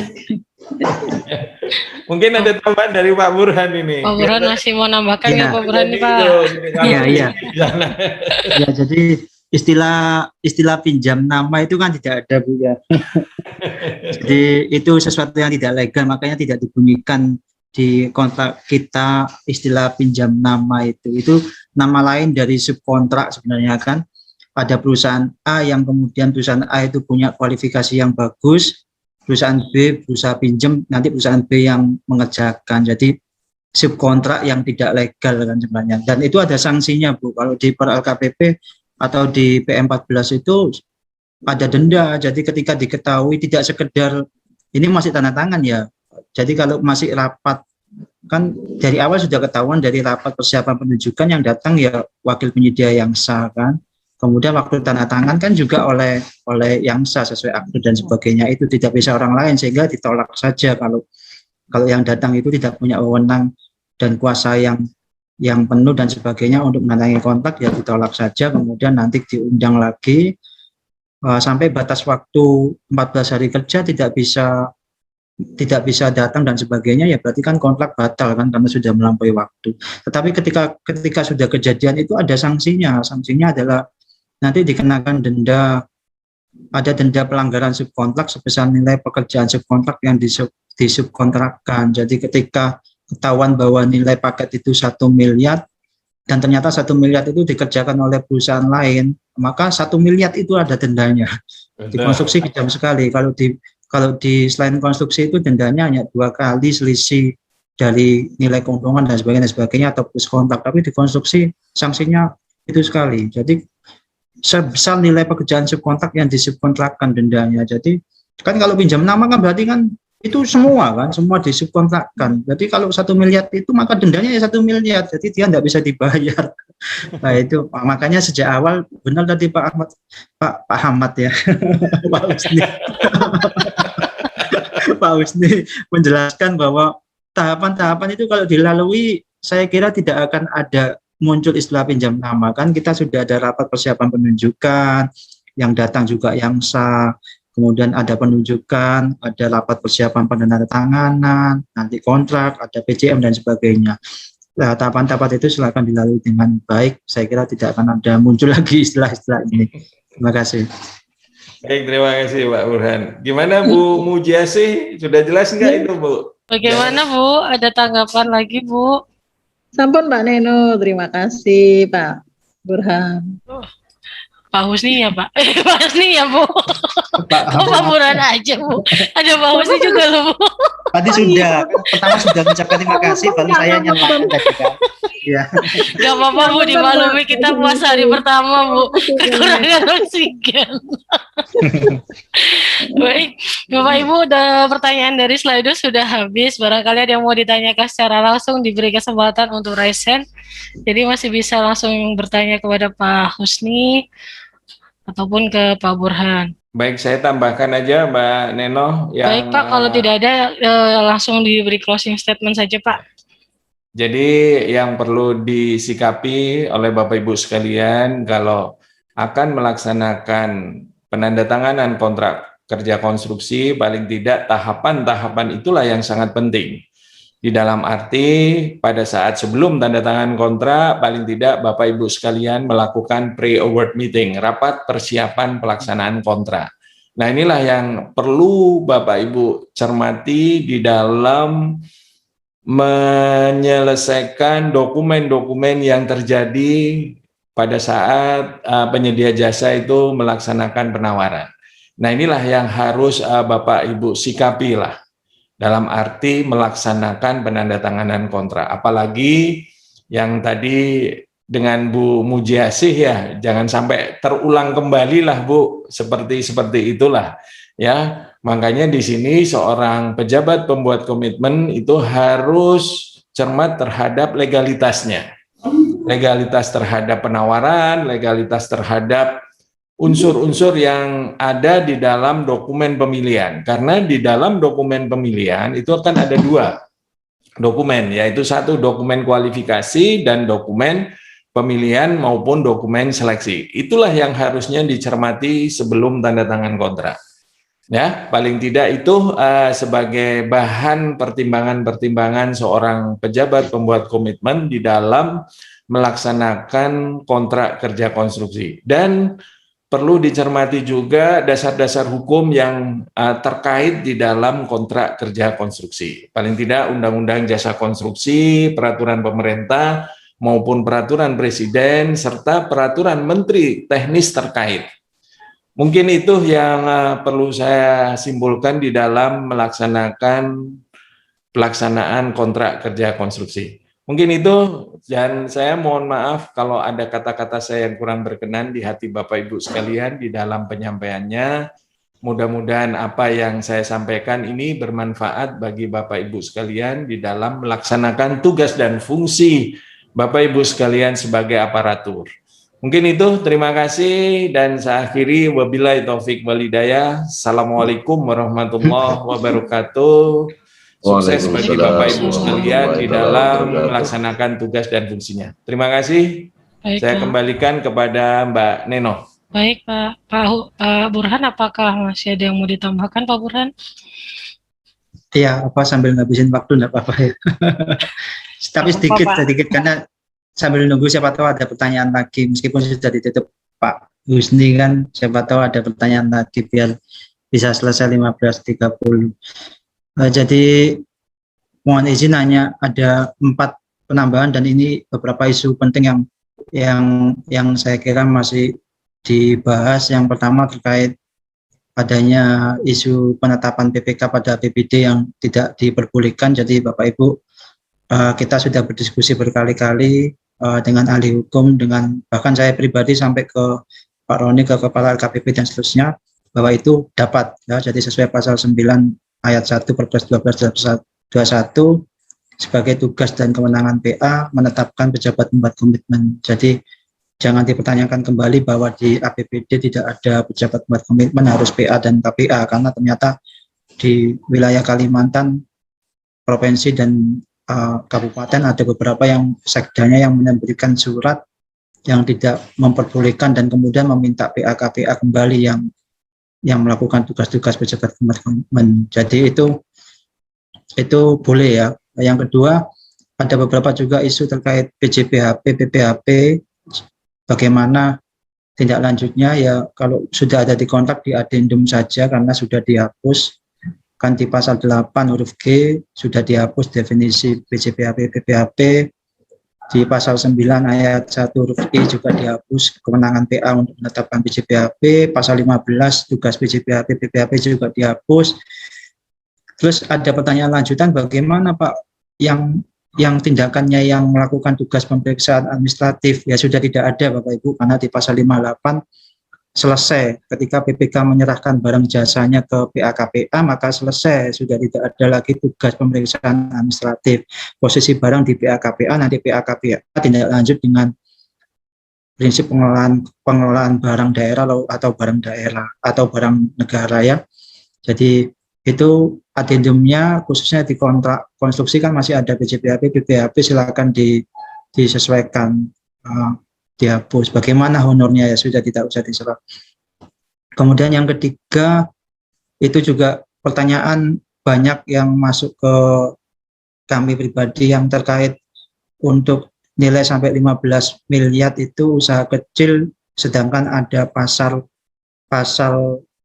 peralihan di pasal 2 Romawi angka 3 bahwa masih mengikuti Permen PU 14 2020, maksudnya mengikuti itu Bapak Ibu mengikutinya secara teknis ya, tetapi secara kualifikasi dan sebagainya tetap ikut pasal 65 ayat 4 bahwa sampai 15 miliar itu untuk usaha kecil. Jadi ketika nanti ada peningkatan jalan nilainya 10 miliar, ya itu cadangkan untuk usaha kecil. Bagaimana Pak kemampuan keuangannya, kan akhirnya tidak ada SKN. Ya kalau ragu itu nunggu per LKPP yang baru saja kan, yang April ini akan diterbitkan. Yang terakhir, jangan lupa di pasal 128 PM 14 2020 itu sertifikat badan usaha, kemudian sertifikat keahlian dan sertifikat keterampilan yang disampaikan dalam rapat persiapan penunjukan harus berbentuk elektronik, dan ketentuan ini berlakunya mulai tahun anggaran 2021. Sekarang kita sudah 2021. Jadi kalau Bapak Ibu ada yang PPK ketika rapat persiapan penunjukan penyedia, kan sudah bukan tugas Pokja lagi melihat SKA SKT, maka Bapak Ibu pastikan SKA SKT-nya itu masih berlaku, orangnya sama dan dalam bentuk elektronik. Itu terima kasih tambahan dari saya. Pak Husni, mohon izin juga. Assalamualaikum warahmatullahi wabarakatuh. Waalaikumsalam warahmatullahi wabarakatuh. Baik, terima kasih Pak Husni dan Pak Burhan. Ini sepertinya tepat pukul 3, tetapi sudah tidak ada yang bertanya dan sudah azan. Mungkin sudah tanda-tanda setelah ini kan kalau asar sedikit lagi sudah menjelang buka puasa. Jadi mungkin Bapak Ibu sudah persiapan untuk pulang kantor. Mohon izin untuk diselesaikan lebih awal. Dalam monggo Pak Daniel silakan. Alhamdulillah. Menarik yang disampaikan Pak Burhan tadi terkait masalah PPK. masih hangat Pak, masih hangat Pak. Belum dingin ini Pak. Soalnya kenyataannya seperti ini Pak, banyak PPKOM atau PPK itu secara struktur itu dia bawahannya PPTK. Ini gimana ini ya? Ya itu yang ya itu ya Pak, dan ya ada tambahan lagi. Iya Pak, yang itu istilahnya kalah pangkat gitu lah Pak, PPKOM-nya dengan PPTK. Ini gimana? Ya ini mohon izin Pak Husni ya, ini kan sesi tambahan, sesi tambahan sampai menghabiskan waktu.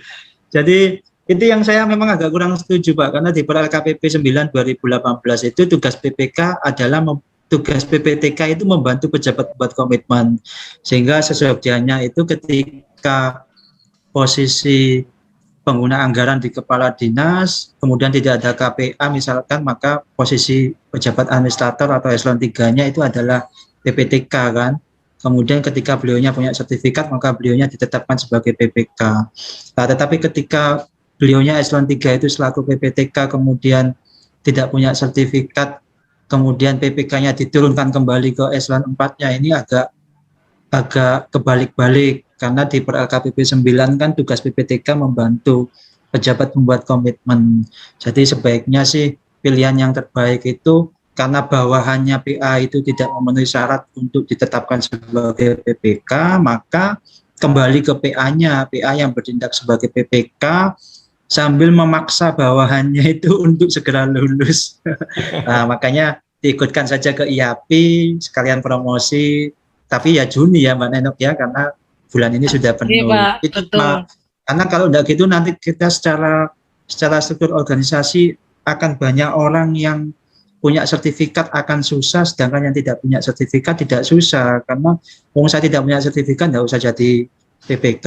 Nanti yang punya sertifikat dibebani tugas PPK dan sebagainya, yang kadang itu bukan tugas fungsinya ya Pak ya. Meskipun sebenarnya konsep itu boleh saja Pak, nanti ketika ada Javum pengelola pengadaan kan bisa saja ditugaskan sebagai BPK yang tentu saja itu lebih ideal kan. Ketika PA merasa keberatan, tidak ada KPA, di eselon 3-nya tidak punya sertifikat, maka bisa saja pakai Javung tersebut.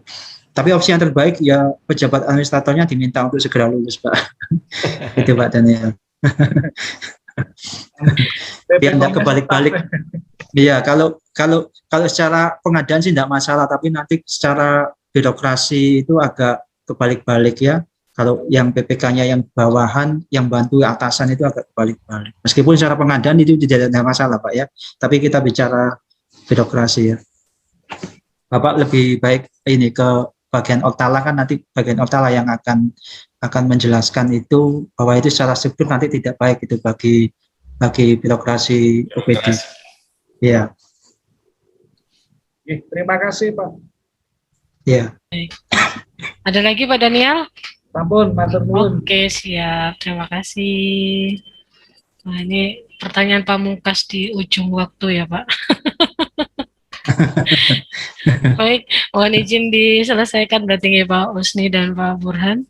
Baik, alhamdulillah akhirnya sudah di penghujung acara. Sebelumnya mari kita beri aplaus dulu kepada fasilitator, moderator dan Bapak Ibu peserta. Alhamdulillahirobbilalamin, di hari pertama puasa tetap semangat dan akhirnya seluruh rangkaian kegiatan bisa kita lalui bersama. Semoga kegiatan hari ini memberi manfaat, kebaikan, menjadi ladang pahala dan amal jariah, juga penuh keberkahan bagi yang menyampaikan dan yang mendengarkan. Karena di bulan puasa mudah-mudahan pahalanya jadi berlipat ya Pak. Bagi yang ingin bertanya tentang materi hari ini masih bisa ditanyakan di WA Group. Insya Allah Pak Husni dan Pak Burhan masih di dalam WA Group. Dan mohon kepada Bapak Ibu untuk tidak meninggalkan WA Group terlebih dahulu sampai rekaman kelas daring dan sertifikat kami bagikan. Baik, kami ucapkan terima kasih banyak kepada Pak Husni, Pak Burhan, juga Bapak Ibu peserta, sahabat pengadaan dimanapun berada, juga rekan-rekan admin yang telah membersamai kelas hari ini. Selamat beraktivitas kembali Bapak Ibu, hati-hati jika dalam perjalanan pulang, semoga selamat sampai tujuan dan dapat berkumpul dengan keluarga kembali. Ramadan pertama diisi belajar di IAPI, ditemani Pak Burhan dan Pak Husni. Jangan kemana-mana, tetap di sini, beri saran masukan untuk kami. Ke pasar beli mangga, buah mangga manis rasanya, tangkap layar bersama sebelum akhir acara.